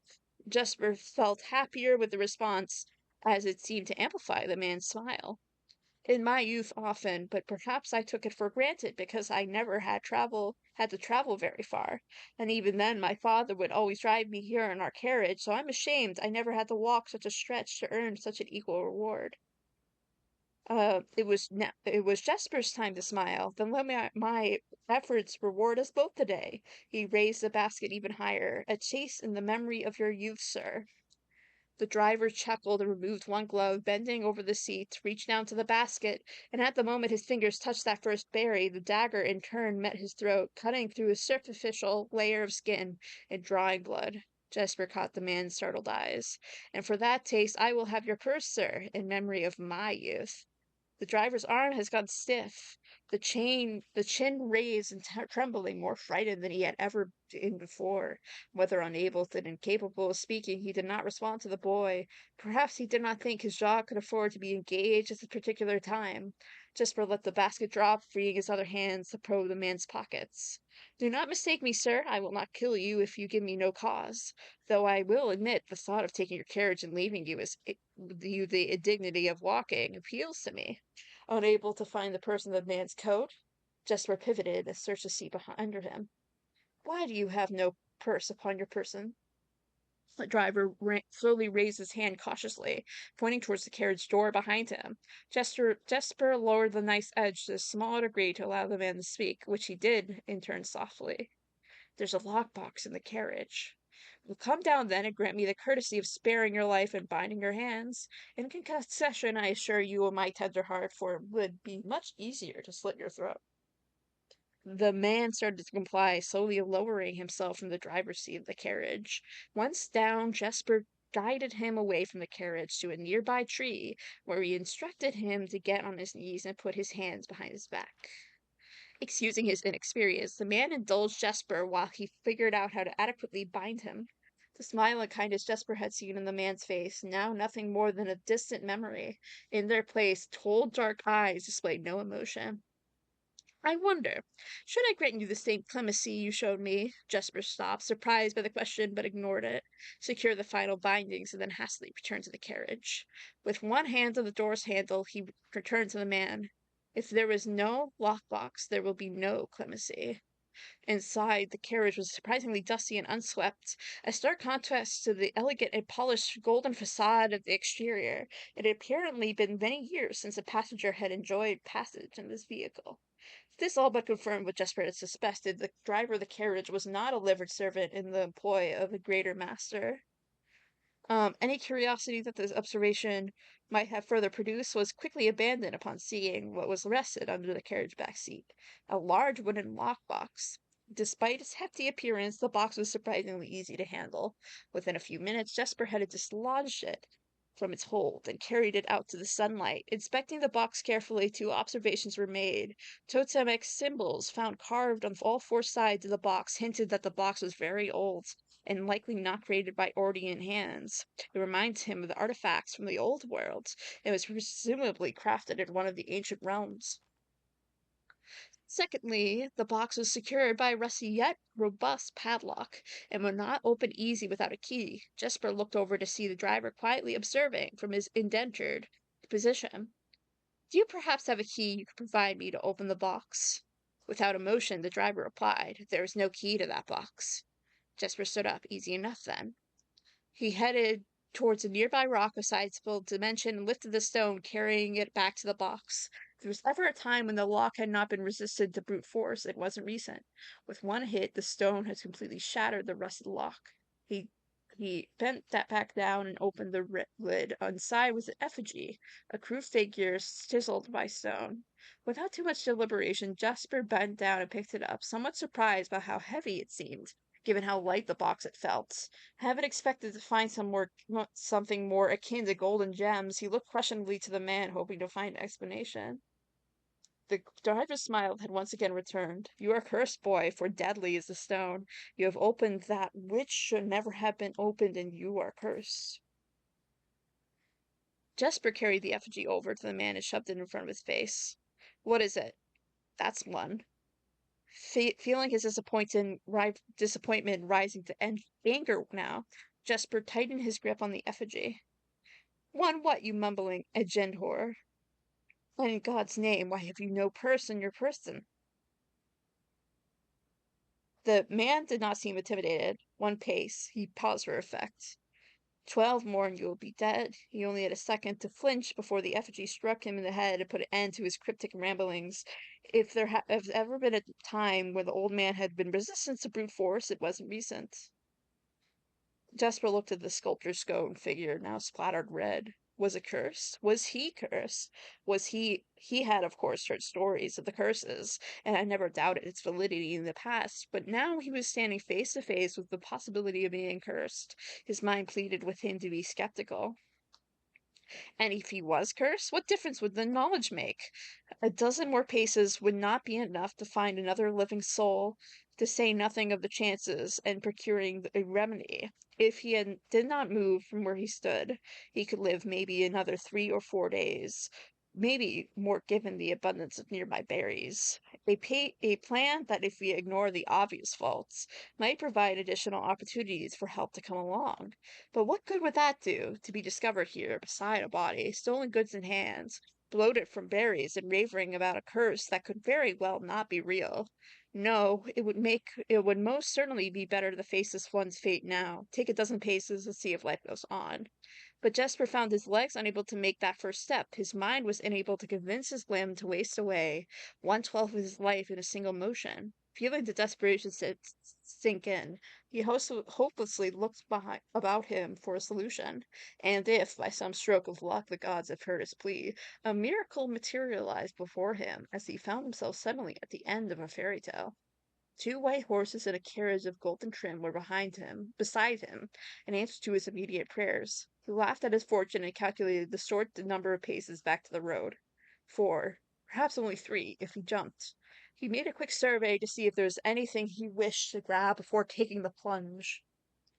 He thought about removing the driver's fancy coat that appeared to be of some value, but with the additional risk of undertaking such a task too great to chance. And so, after a profound breath, he took a second, third, and fourth steps, though they were quite large. Seated now behind the horses, he reached to the reins and suddenly realized he was still gripping the effigy. If the curse was real, then it would most certainly be better left here.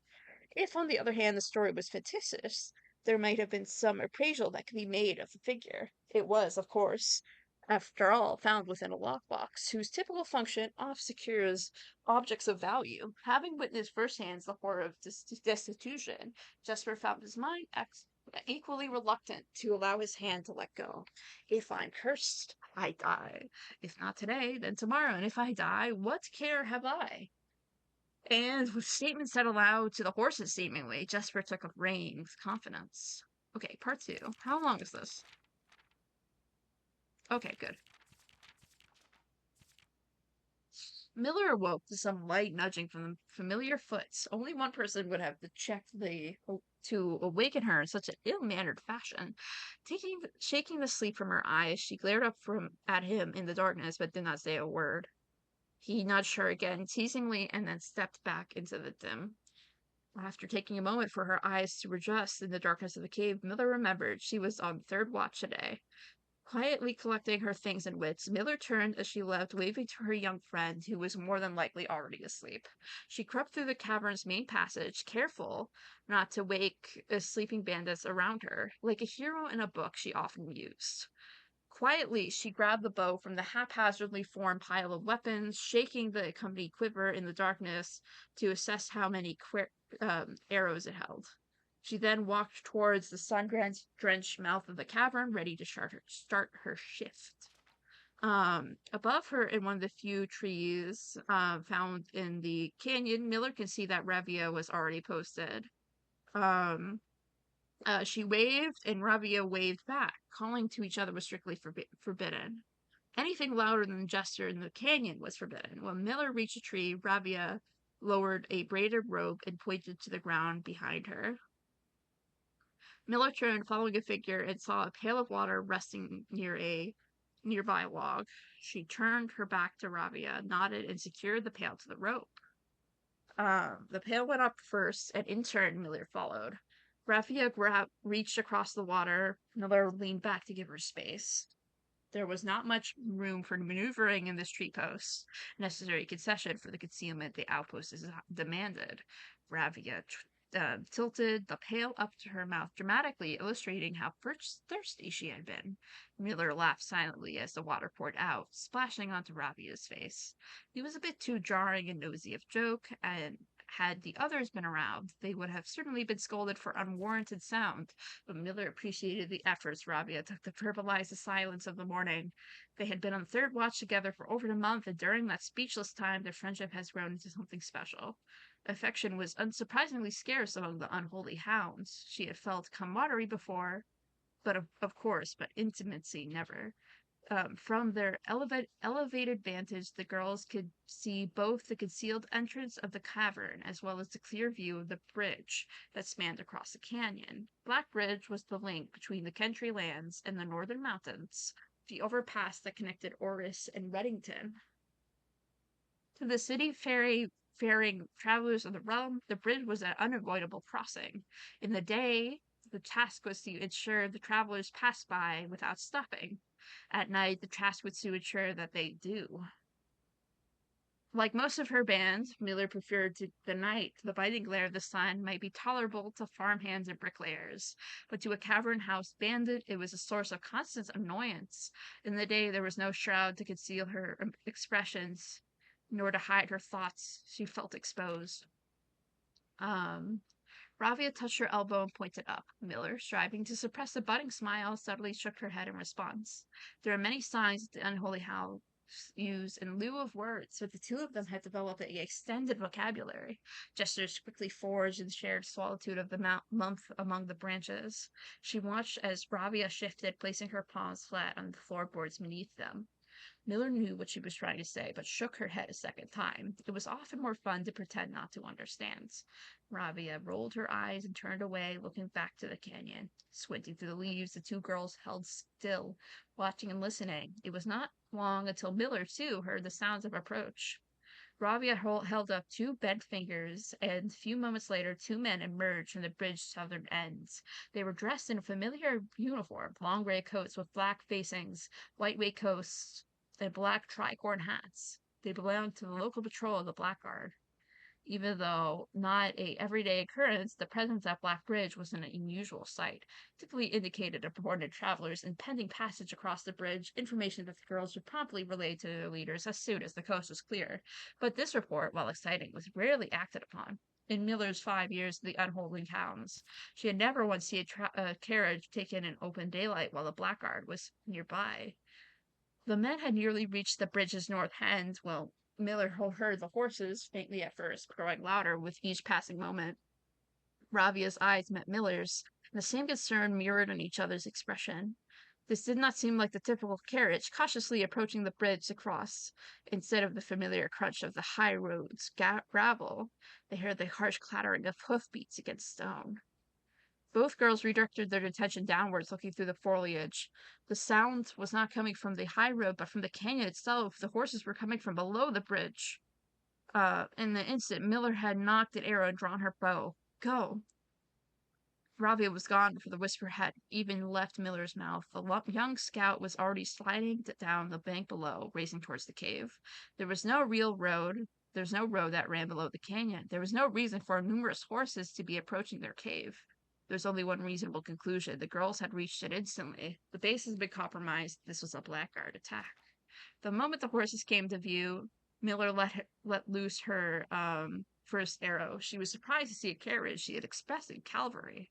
When she finished processing that thought, the second arrow was in the air. Without a trail, it would be unthinkable for a carriage to traverse such rough terrain, and she watched as the wheels jolted over the rocky riverbed. The third arrow was now in flight, and there would be no need for the fourth. The driver slumped over just moments before the vehicle dipped into a small ditch, slamming into the embankment.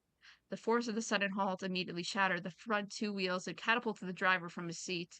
Utterly confused now, Miller quickly glanced over his shoulder to see if the horses were also approaching from the rear. Down the canyon, the entire horde of unholy hounds came spilling forth from the earth, as if hell itself had suddenly sprung open.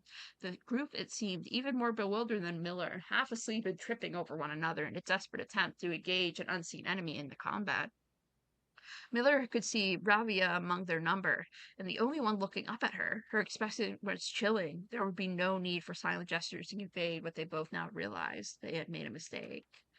The gang's chieftain, Geoffrey Heartslasher, led the others, cautiously approaching the crashed carriage like a suspicious fox when near a baited trap. There was no words exchanged as the group crept forward in customary silence.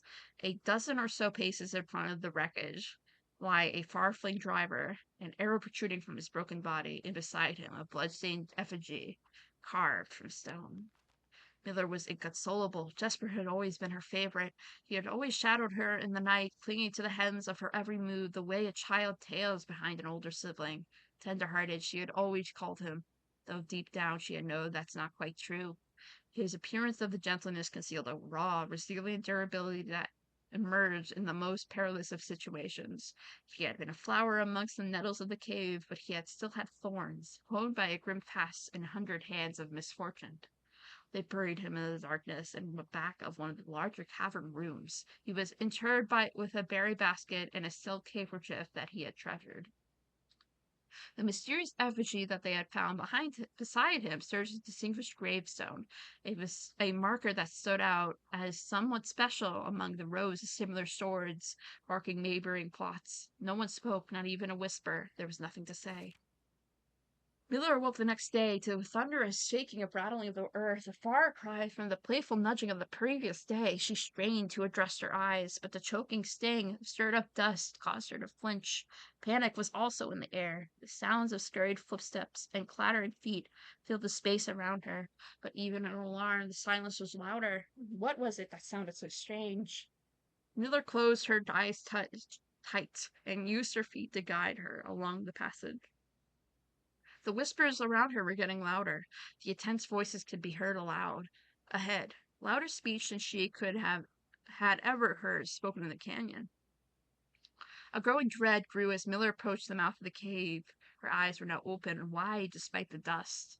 Shouldn't it be day? Miller felt a hand in the darkness pulling at her. It was Ravia. The two embraced, and Miller did not need to see her to understand. The two embraced, and Miller did not need to see her to understand. Ravia took placed two bent fingers against Miller's cheek, and with that touch against her face, Miller felt the same sinking feeling from the previous day. Two bent fingers confirmed what Miller had suspected. The girls had forgotten to relay one crucial piece of information to the others. An hour or so later, the screams began, blood-curdling cries of hopeless desperation. Captain Throttled Glee of the Blackguard looked down the ridge of the canyon to the collapsed entrance of the cave. Ah, and now they speak. Freaky. Freaky. Also, that was crazy long. Jeez. Ugh. Okay, we gotta do this puzzle. We gotta do this puzzle. I said I'm not doing this puzzle. Um,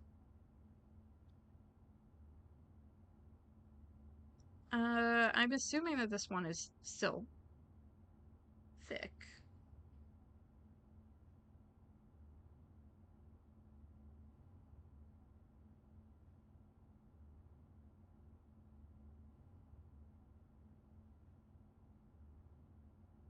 Or is it...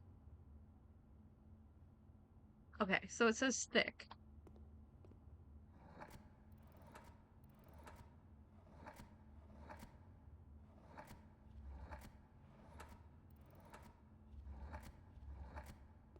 So it has...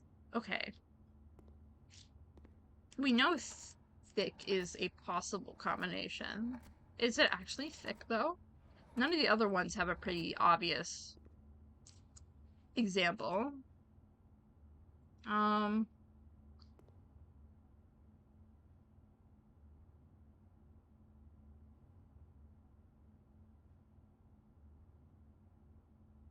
Okay. Okay. So that has 5. This one has 6.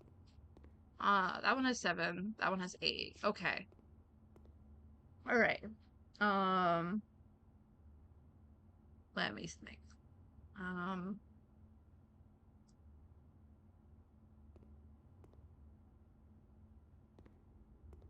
Christopher Manson, Collection of Mount Holly. Okay, so...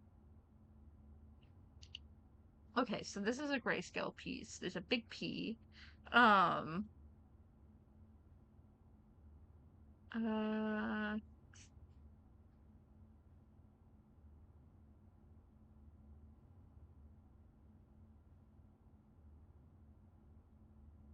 I don't know. I have no idea.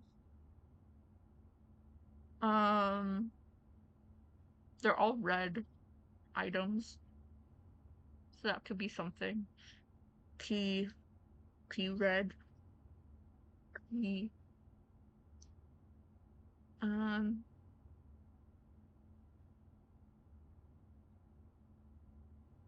start with P, I guess. Is P an option? It is. Okay, good to know. Okay, we have thick, P, um,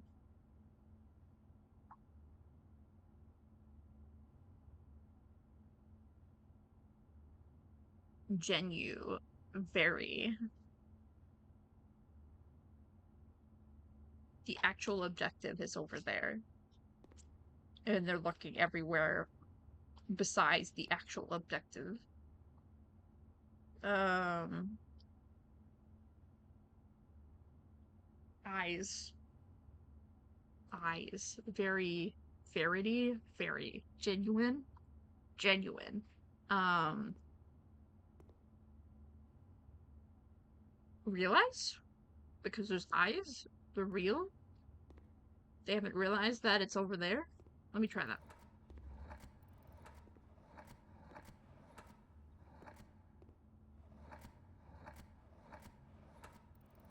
Ooh, okay, so R is possible. Let me go back to that.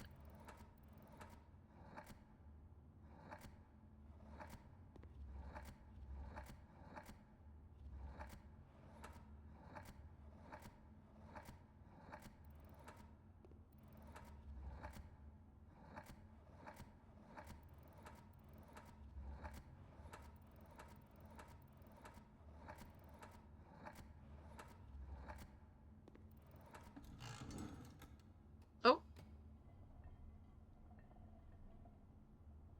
what are you doing, my guy? Okay, so that is realized. Nice. Okay. Uh, okay. So that could be infinity sign. It also could be eight. 1, 2, 3, 4, 5, 6, 7. There's no 8 box. Um,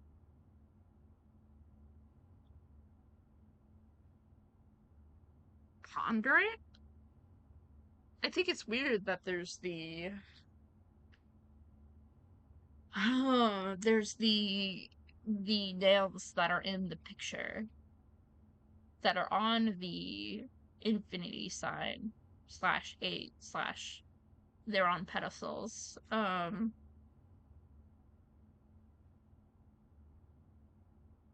Thinking? How many? 1, 2, 3, 4, 5, 6, 7, 8. Okay. So I don't think the 8 is not intentional. Um, uh, PHINKING.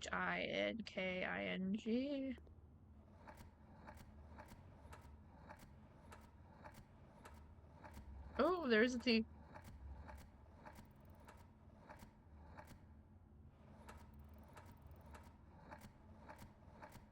There is an H.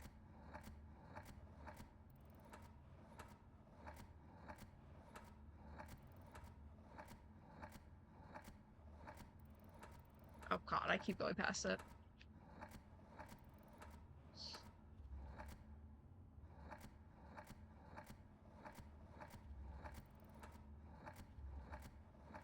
Is there no I? So it's not thinking. Hmm. Okay. Well, realize. Are they all related to. Okay. Is this actually think? It is think. Nice.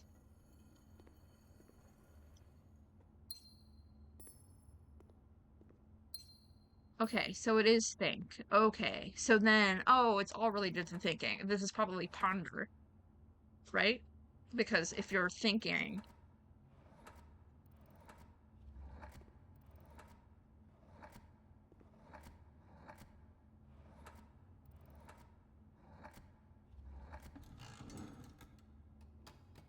nice. Okay, so realize, ponder, think. What's other words for think? Let me look up synonyms for thinking.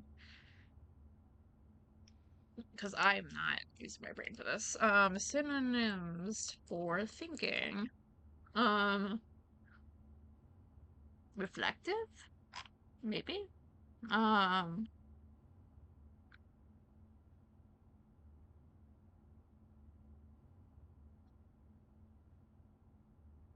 we could try reflective.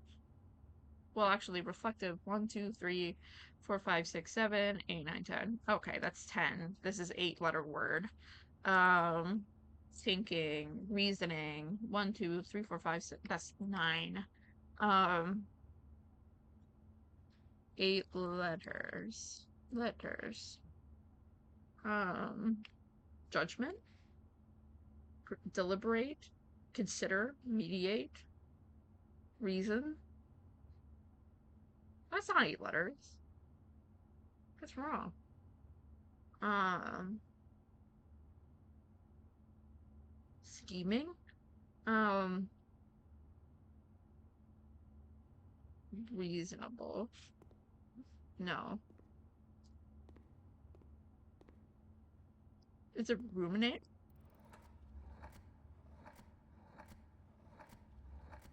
Do you when I ruminate?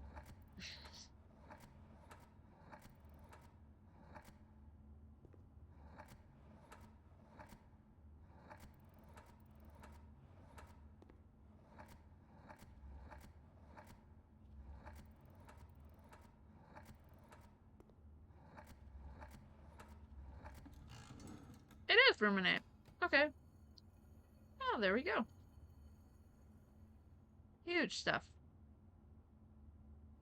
Um, what is that? Presumably will unlock key 8. The fuck does that mean? Um, Good to know. Well, I mean, it's not that big of a deal if I am not able to get to a room to keep that with me. Because I I'm assuming that's just the puzzle, and now that I know what the answers are, theoretically, then it shouldn't be that big of a deal. I just don't want to lose my coins. Um, Surely it'll be fine.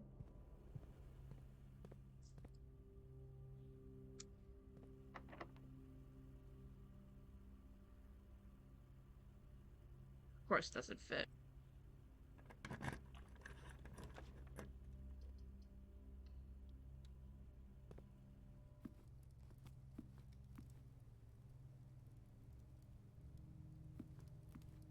I'm actually gonna go back over here and see if I can get to rank 8 real quickly.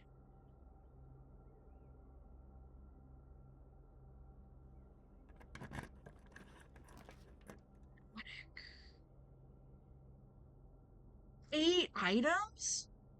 Whoa. I can't have a end though. Unfortunate, but that's just how it is.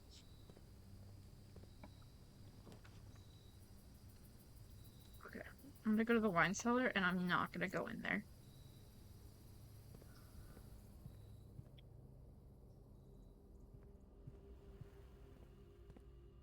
Oh, fuck. That's rank 8 though.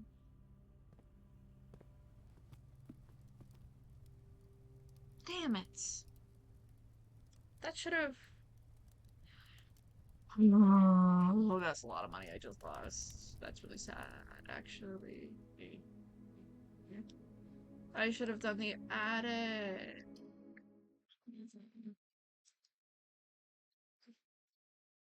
Damn. That was really interesting, though. Alright, let's do one more.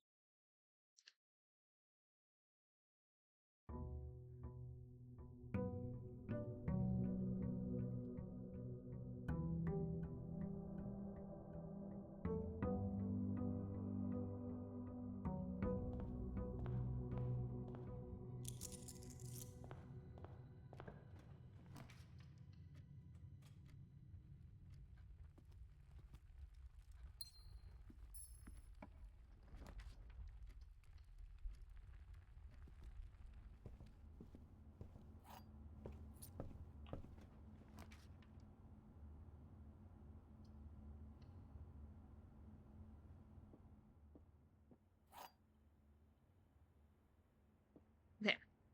This box and the blue box are false. The gems are the black box. If that's true, this statement is of no help at all. Great. Um,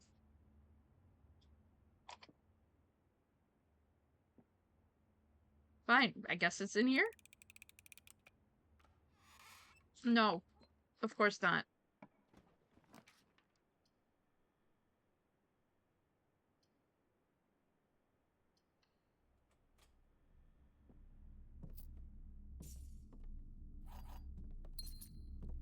No money anymore. This is so sad.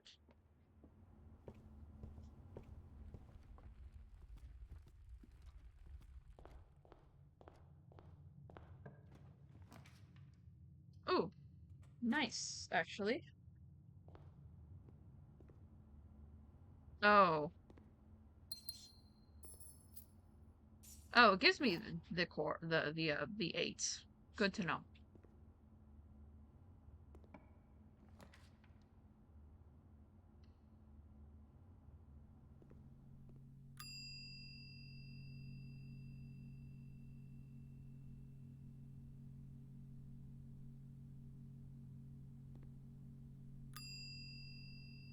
Actually, retrieve that key 8. Cool to know that that is just how it's gonna be now that I've solved the puzzle.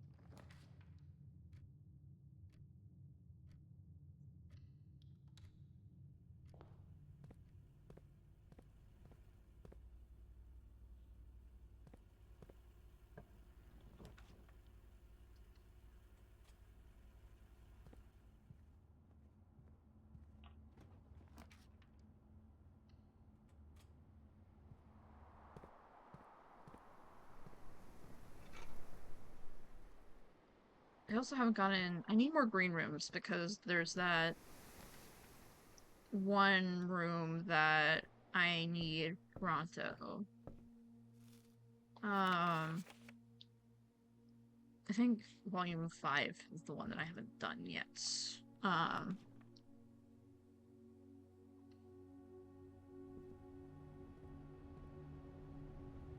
okay, new clue. History of Aurelia. I want to do a new clue really badly.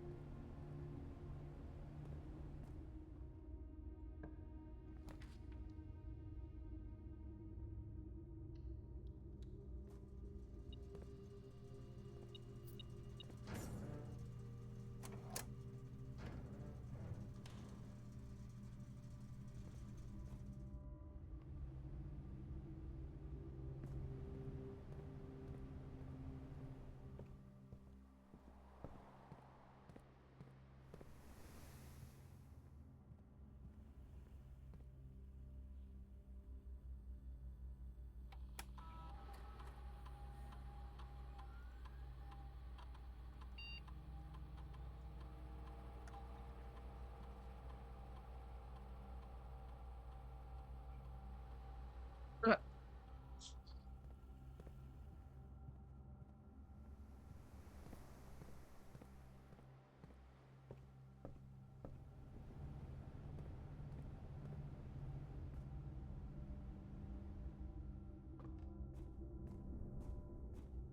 hmm.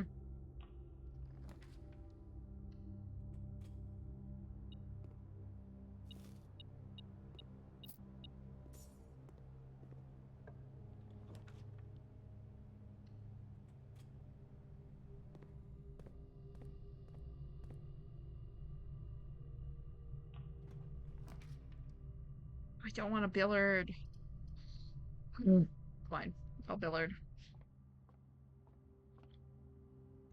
I'm not Billarding. I'm not. I don't have patience for it right now. Sorry. I don't want to.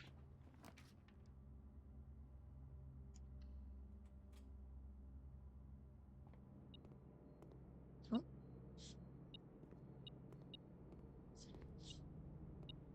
oh, sneaky. Wood-fired pizza. That sounds so good right now.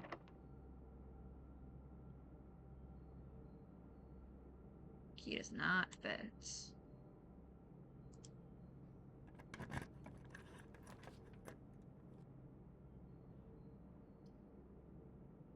Unfortunate. Where's the utility closet? I could get back there pretty quickly, I'd say.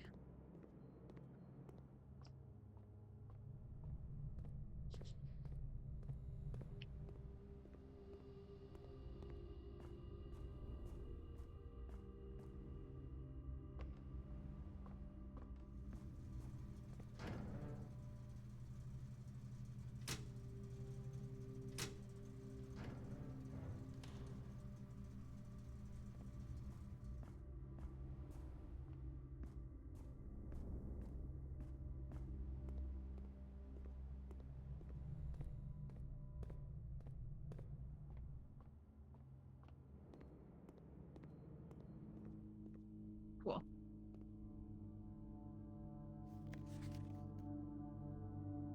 Hmm.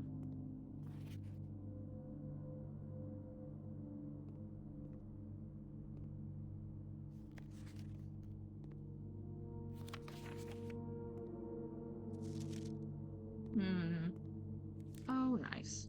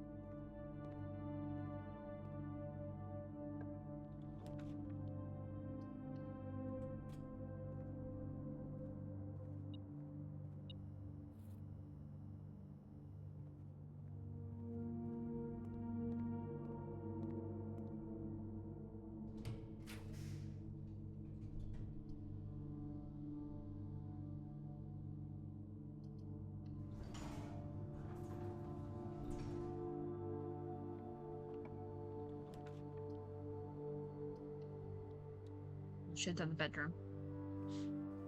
Damn.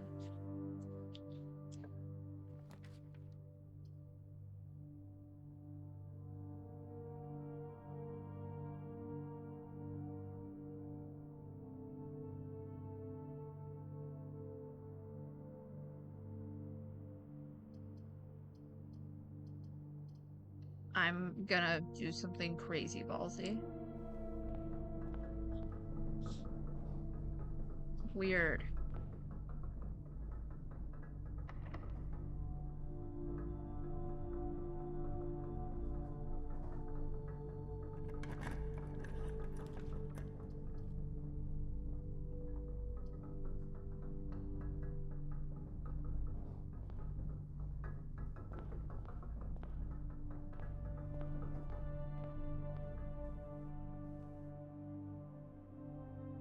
Do I not have a... Oh, I don't have a sledgehammer. That was from the last run. Damn.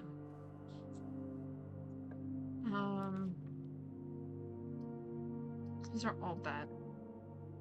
Okay. I'm not going in there.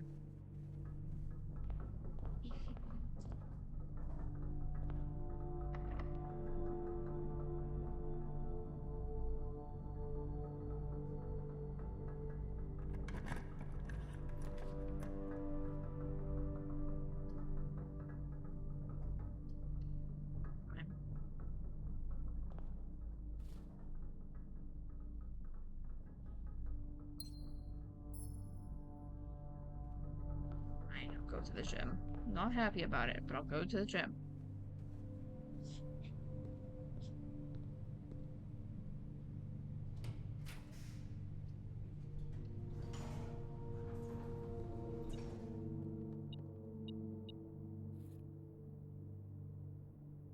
Okay.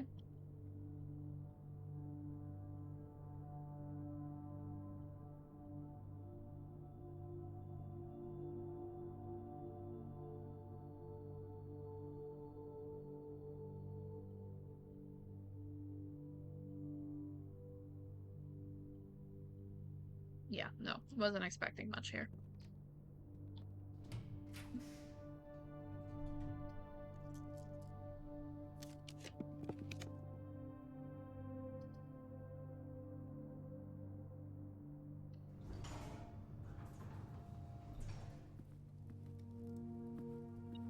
Mm?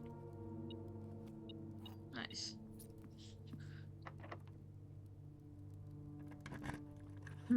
I was right. Whoa. What the hell? Okay. I'm gonna eat first. Freaky.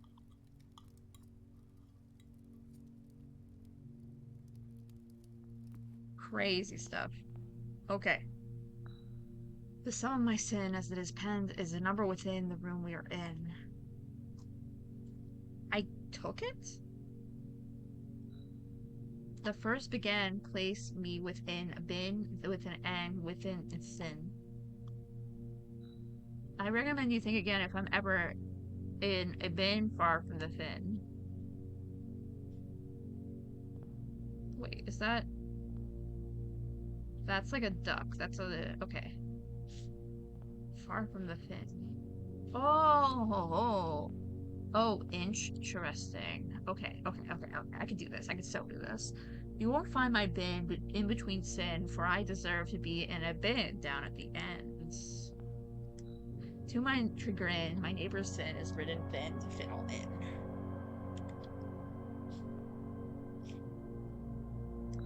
I share trends with my neighbor's sin. A letter and its twin appear on each bin. If we spend a minute or 10 lounging in the den, you'll know which bin I'm often in. I believe this one is probably sloth.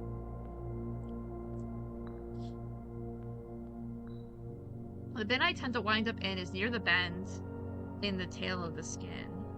Okay, weird. Okay, you need to be near the shark.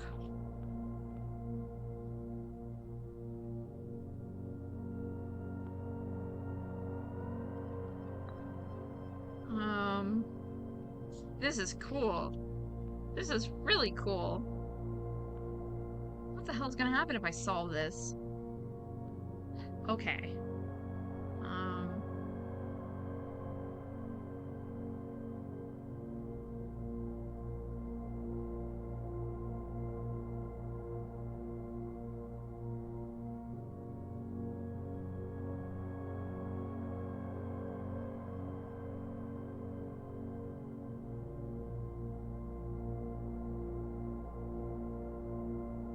So, I'm 99% sure that the bear is sloth.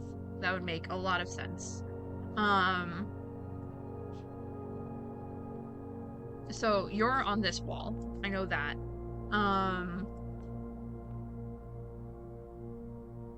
Be in the sin at the end. So that's you're over this way. I'm assuming the end is like that. I'm assuming the end is over there. The sum of the sin as it is penned is a room within the room I am in. I don't know that one. I first begin place me within a bin with the N within its sin. Okay. Is that envy? Okay, wait, actually. I think you could be in here. And then you can be in envy. Okay, cool. My chagrin, my neighbor's sin is written thin to fit all in. I have no idea what you want from me for that one. I share a trend with my neighbor's sin. A letter and its twin appear on each bin. Okay, which ones do we got left? Okay, let's go with the monkey. The bin I tend to wind up in is near the bend in the tail of the skin. So then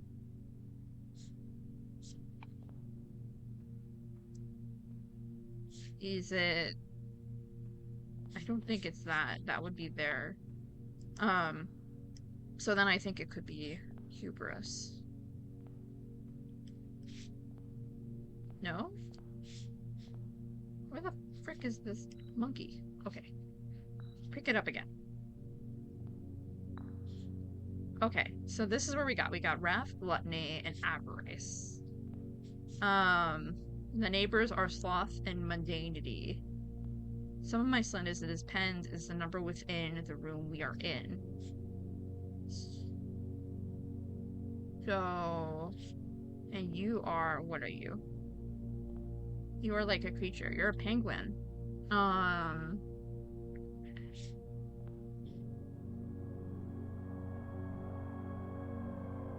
Okay. Some of the sin is that his pen is the number within the room we are in. Okay, so 1, 2, 3, 4.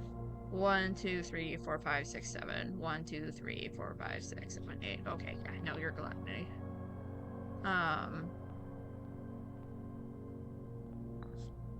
Okay. And then these two are about neighbors. I share a term with my neighbor's sin. A number and its twin appear on each bin. Okay. So wrath doesn't really share anything. Avarice does share I. Not much with sloth, but I'm assuming it's talking about mundanity. If it's not, then we can switch wrath with avarice. And then you're the last one. Really? Oh, wow. Oh, nice. Oh, huge. Oh, huge.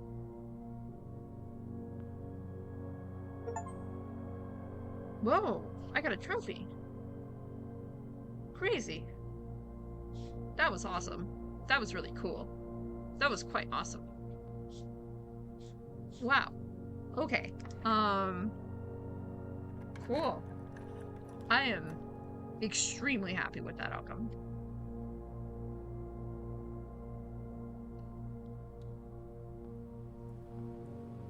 Cool shit. Really the coolest shit, I would say.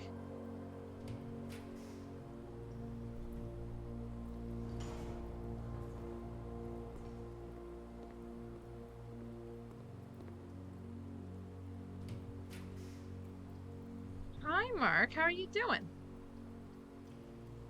I do need to sip my water. I really appreciate it. I also need to blink. Too much puzzle solving. My brain's gonna turn to mush. If I just stop doing brain, then you know my brain has turned to mush, and then it's gone. I'm doing good. I'm glad. I'm very glad you're doing well. God, that was a good sip of water. I have said so many words today. My words are gone. I've said too much. There's so many words.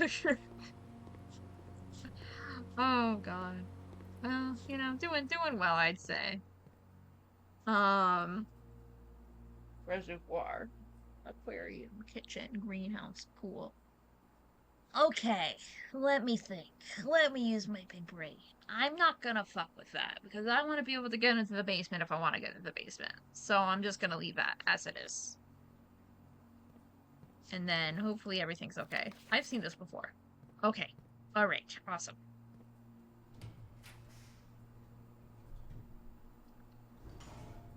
This doesn't matter because we're almost at the end of this run anyway. Had my birthday this week. Well, happy belated birthday. That is quite exciting. Very joyous, I'd say. It's worth it to be a joyous occasion. Just sometimes. Sometimes joyous occasions are worth it. Ooh. Ooh. Where? Where? Oh, over there. Very belated, thank you. Yes, of course. So exciting. Oh, the attic. I guess I could mess with a sauna. Sure, we'll go with the sauna. Not that I can use that. I think we're done. I don't think we can continue. No, we can't. Unfortunate, but we learned so much. Just so much stuff. I feel like my brain has exploded and there's nothing left in there. It's gone. I can't help you. It's oh wait. Why is it still blinking? Am I missing something? Hello? Hello? Oh, I'm blind. Not that that means anything because I can't do anything with that, but I am quite blind. Okay. Okay, we're calling it a day.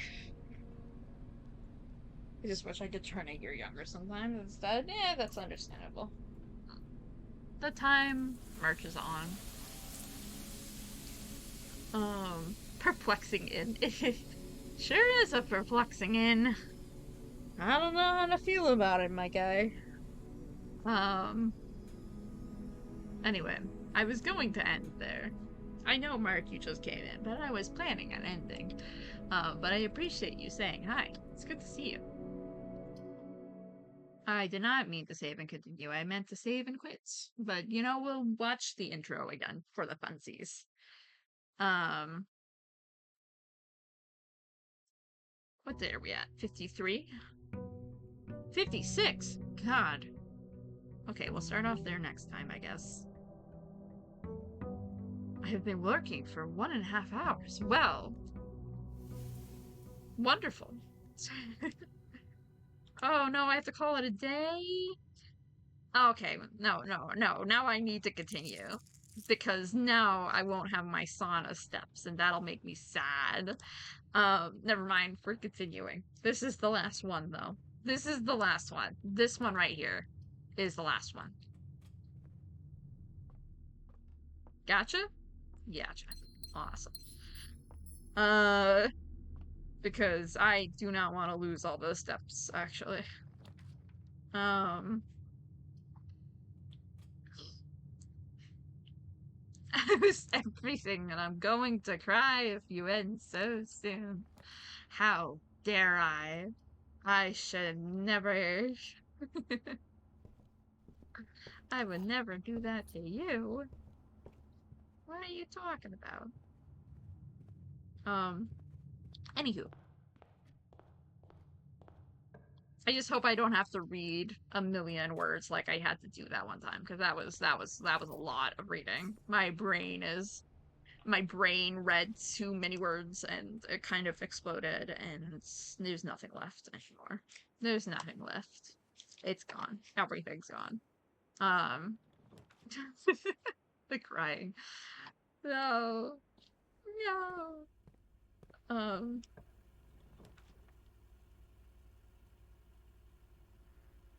okay, we're doing the music room because we need to.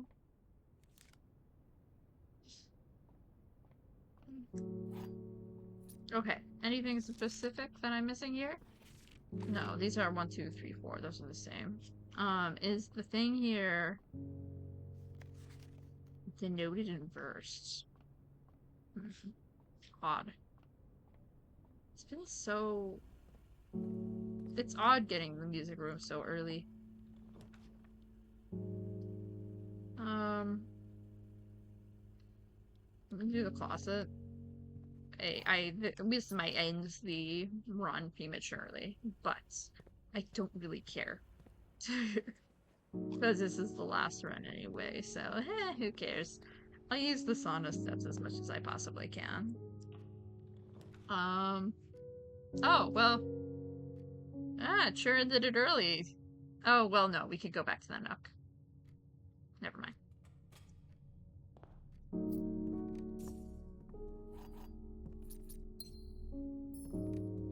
So many keys. God, they give you so much with the allowance. So much. No, I'm not opening the trunk.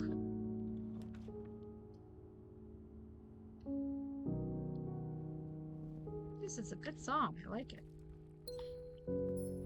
It's very calming. Drawing room. Because why not? We live in a society, etc., etc. Let's go down to the foundation. Go up here. Get hopefully as much as possible.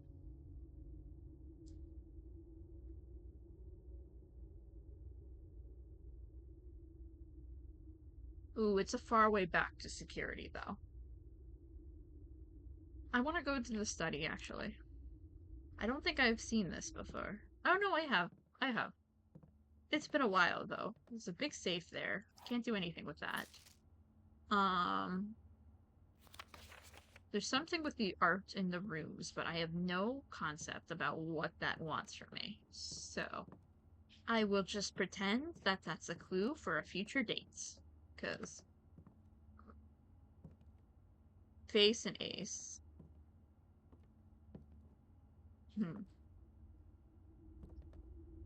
There's surely a puzzle there.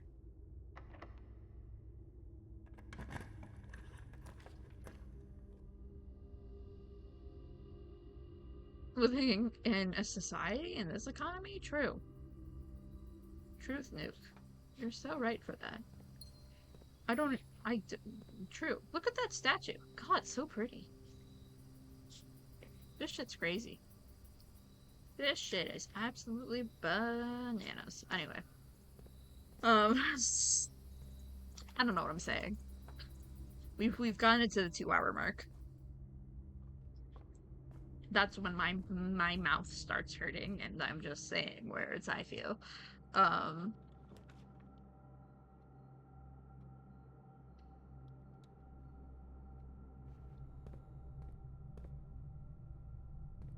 Okay.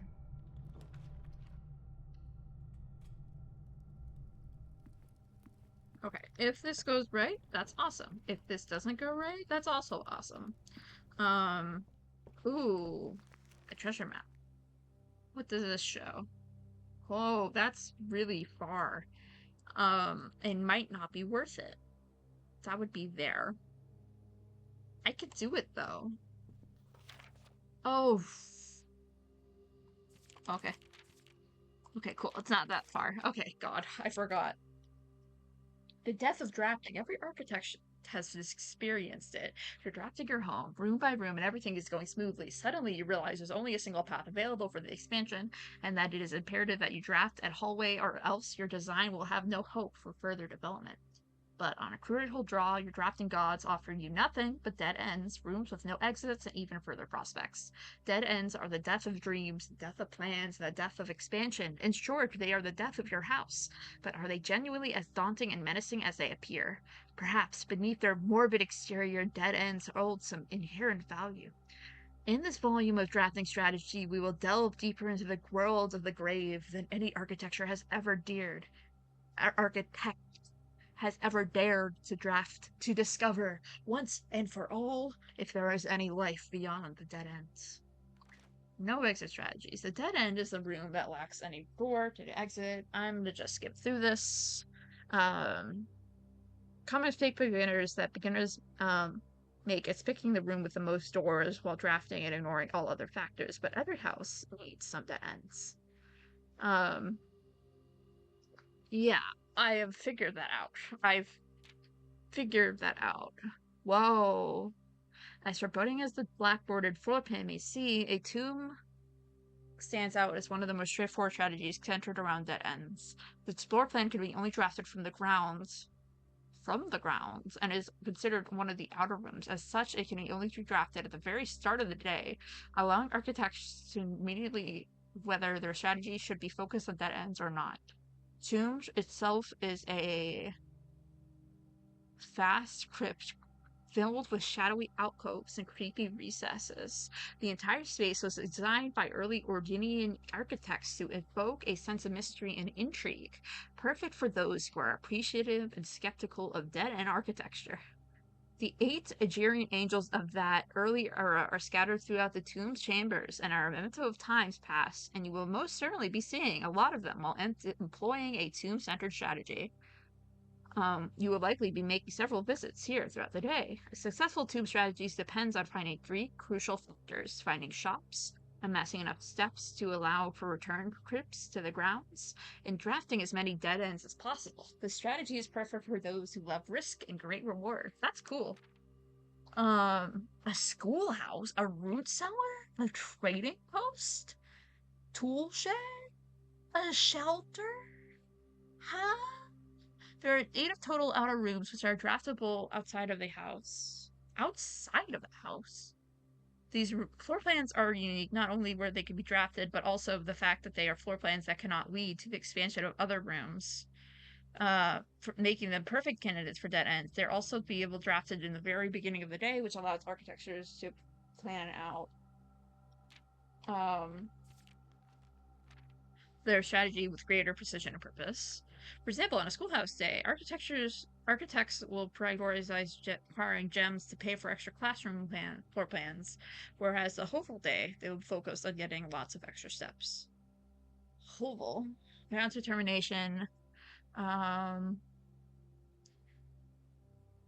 really interesting. Outer rooms. How the hell do I do that? Groundskeeper Tuesday is a great draft choice of useful items like shovel or sledgehammer. Trading posts. Even better items can be found in trader posts. That is, if you have valuable to offer. The shop is frequently for local farmers and hunters. Fascinating. Most of the vegetables and fruits obtained from the locals are preserved in the subterranean cellar. Even further underground, provisions are also served in this estate bomb shelter. The purpose of this, of course, like the root cellar, is preservation. Enshrined ideals, the introduction to the shrine. The last hour room is a floor plan with a function that isn't as straightforward as the others. Just what is a blessing? How much gold do I need to give? How long does it last? The shrine is a space of reverence, a mystical cavern filled with the glow of candlelight, and those that show respect and pay tribute are blessed by the unseen forces that guide this world. Blessings are persistent benefits that last several days and are bestowed on the reverent gold visitors who have made an offering of gold. Blessing of the Tinkerer. Blessing of the General. Um. Hmm.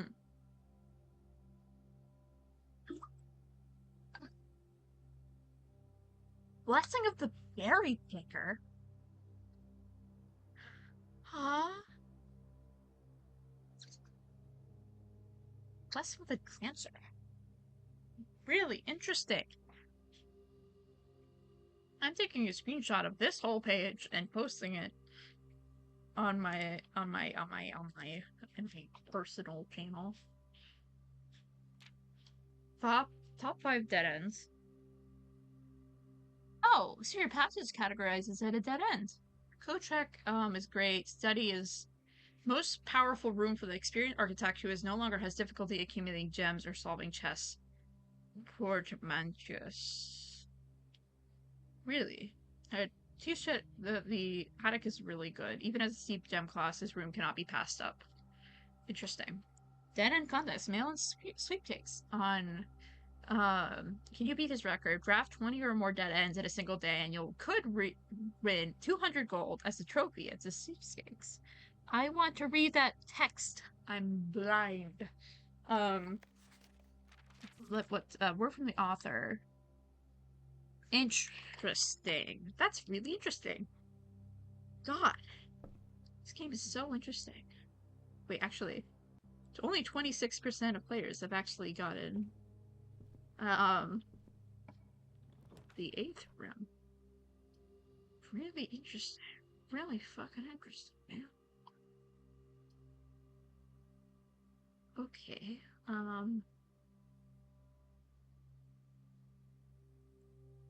I don't have a car key, no? Yes, I have a lot of stuff I need to do, so that's why it's a little shorter than usual, but,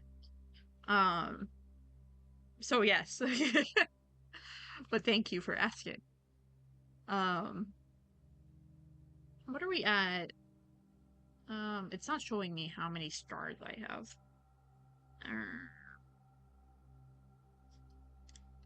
I'll go to the observatory. Fine. Fine! 17. Yeah, no, it's July, so I'm, like, constantly doing art all the time.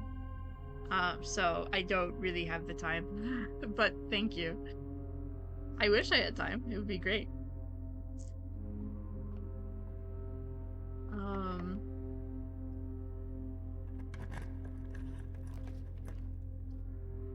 Ooh. Yes, veranda. Nice.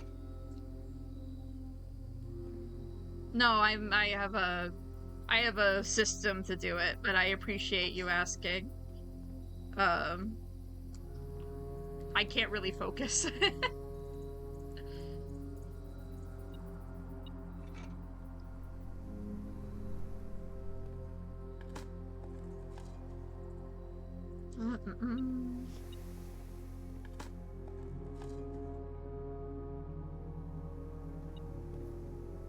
Why is this beeping? What? Oh, it's a sledgehammer. Oh, huge, actually. There's 2 things in the entrance room.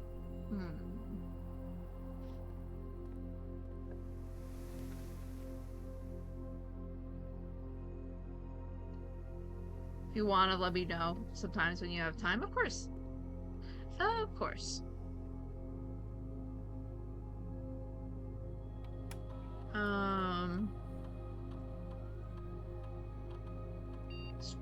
Red dirt on the driveway. What does that mean? This experiment successful? The fuck does that mean? I'm gonna go to the driveway. I'm curious. I'm very curious. And this is great because then I can get the chests that are on the beginning of the area. Fascinating shit.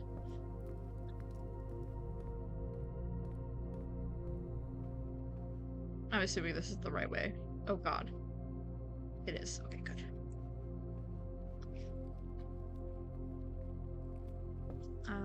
I do have one of these. Oh, we're about to get so many goodies. We're about to get so many goodies. Nice.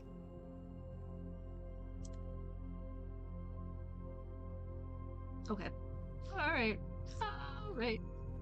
Did I actually get things in here? Oh, I did. Okay. For some reason, I thought I didn't. For some reason.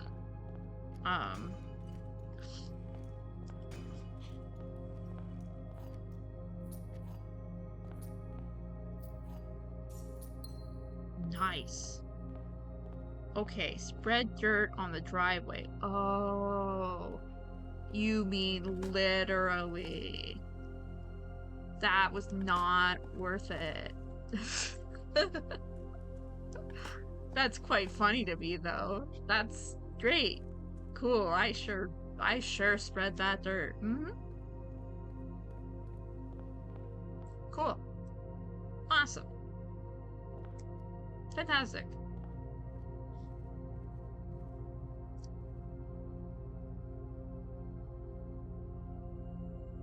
Let me think.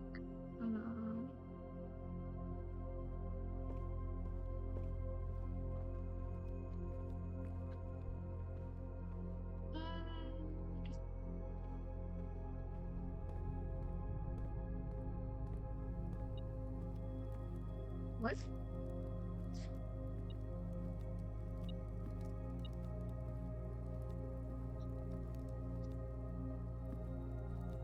Where? Oh, there it is. Nice. So much money. Dear Lord.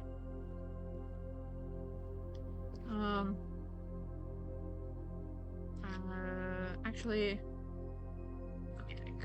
I think I actually want to go this way.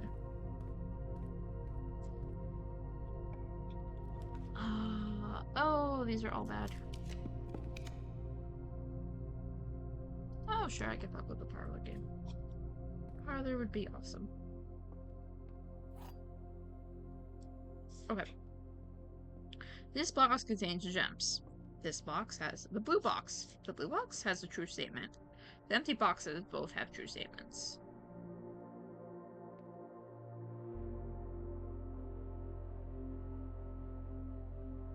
Okay. So let's say that's true. And that one's true. And that one's true. Because they're both saying that both are true. Then it has to not be this one. Because then that has to be false. And then... No. So that's false. That's not right. The empty boxes that both have true statements. No. No. I'm trusting the black box. Please? Yeah, there we go. Good stuff. Okay. Right?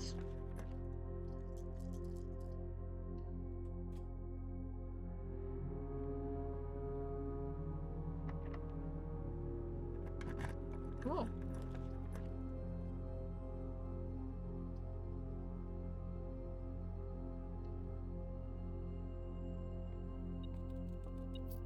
I have a feeling I'm gonna run into a key card soon. And I don't have a key card. No, I do have a key card. Oh, never mind. So then I don't care. Then it's fine.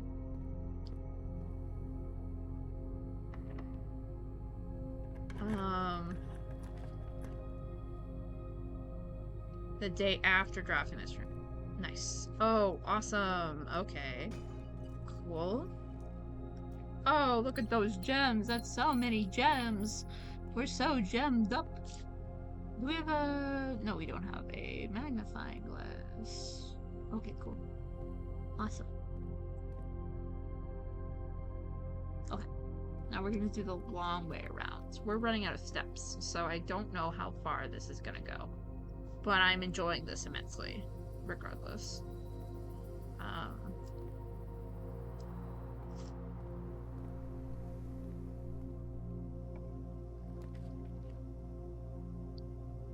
The ballroom.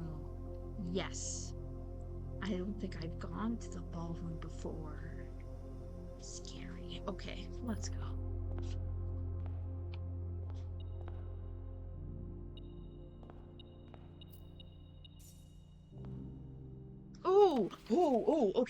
Okay. Under these stars. Okay, so 6 is R.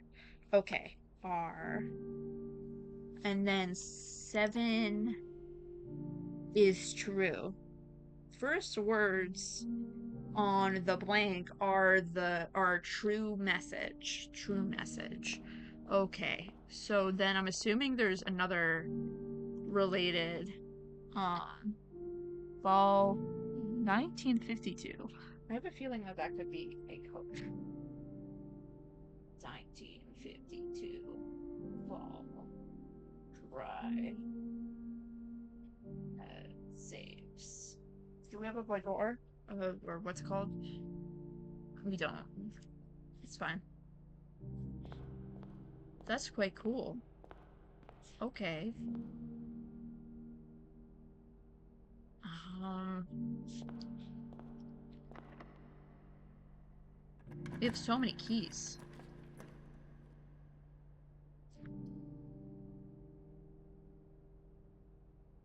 Um, doesn't really matter. I'm not gonna go in there because at this current juncture, it really doesn't matter because we're about to end anyway. Yeah, workshop would be great. A battery pack. Okay, and then this one is number 8. Yes, and we've already gotten that. Sledgehammer and a battery pack. Great. Metal detector and shovel. What does that do? Detector shovel. The fuck? Okay, I want to do the detector shovel. That's entertaining to me. I should have probably gotten the code check. What does that do? Greater chance of finding gold and coins, or coins and keys. Much greater chance of finding coins and keys while digging. Wow. Quite cool. Wait, what?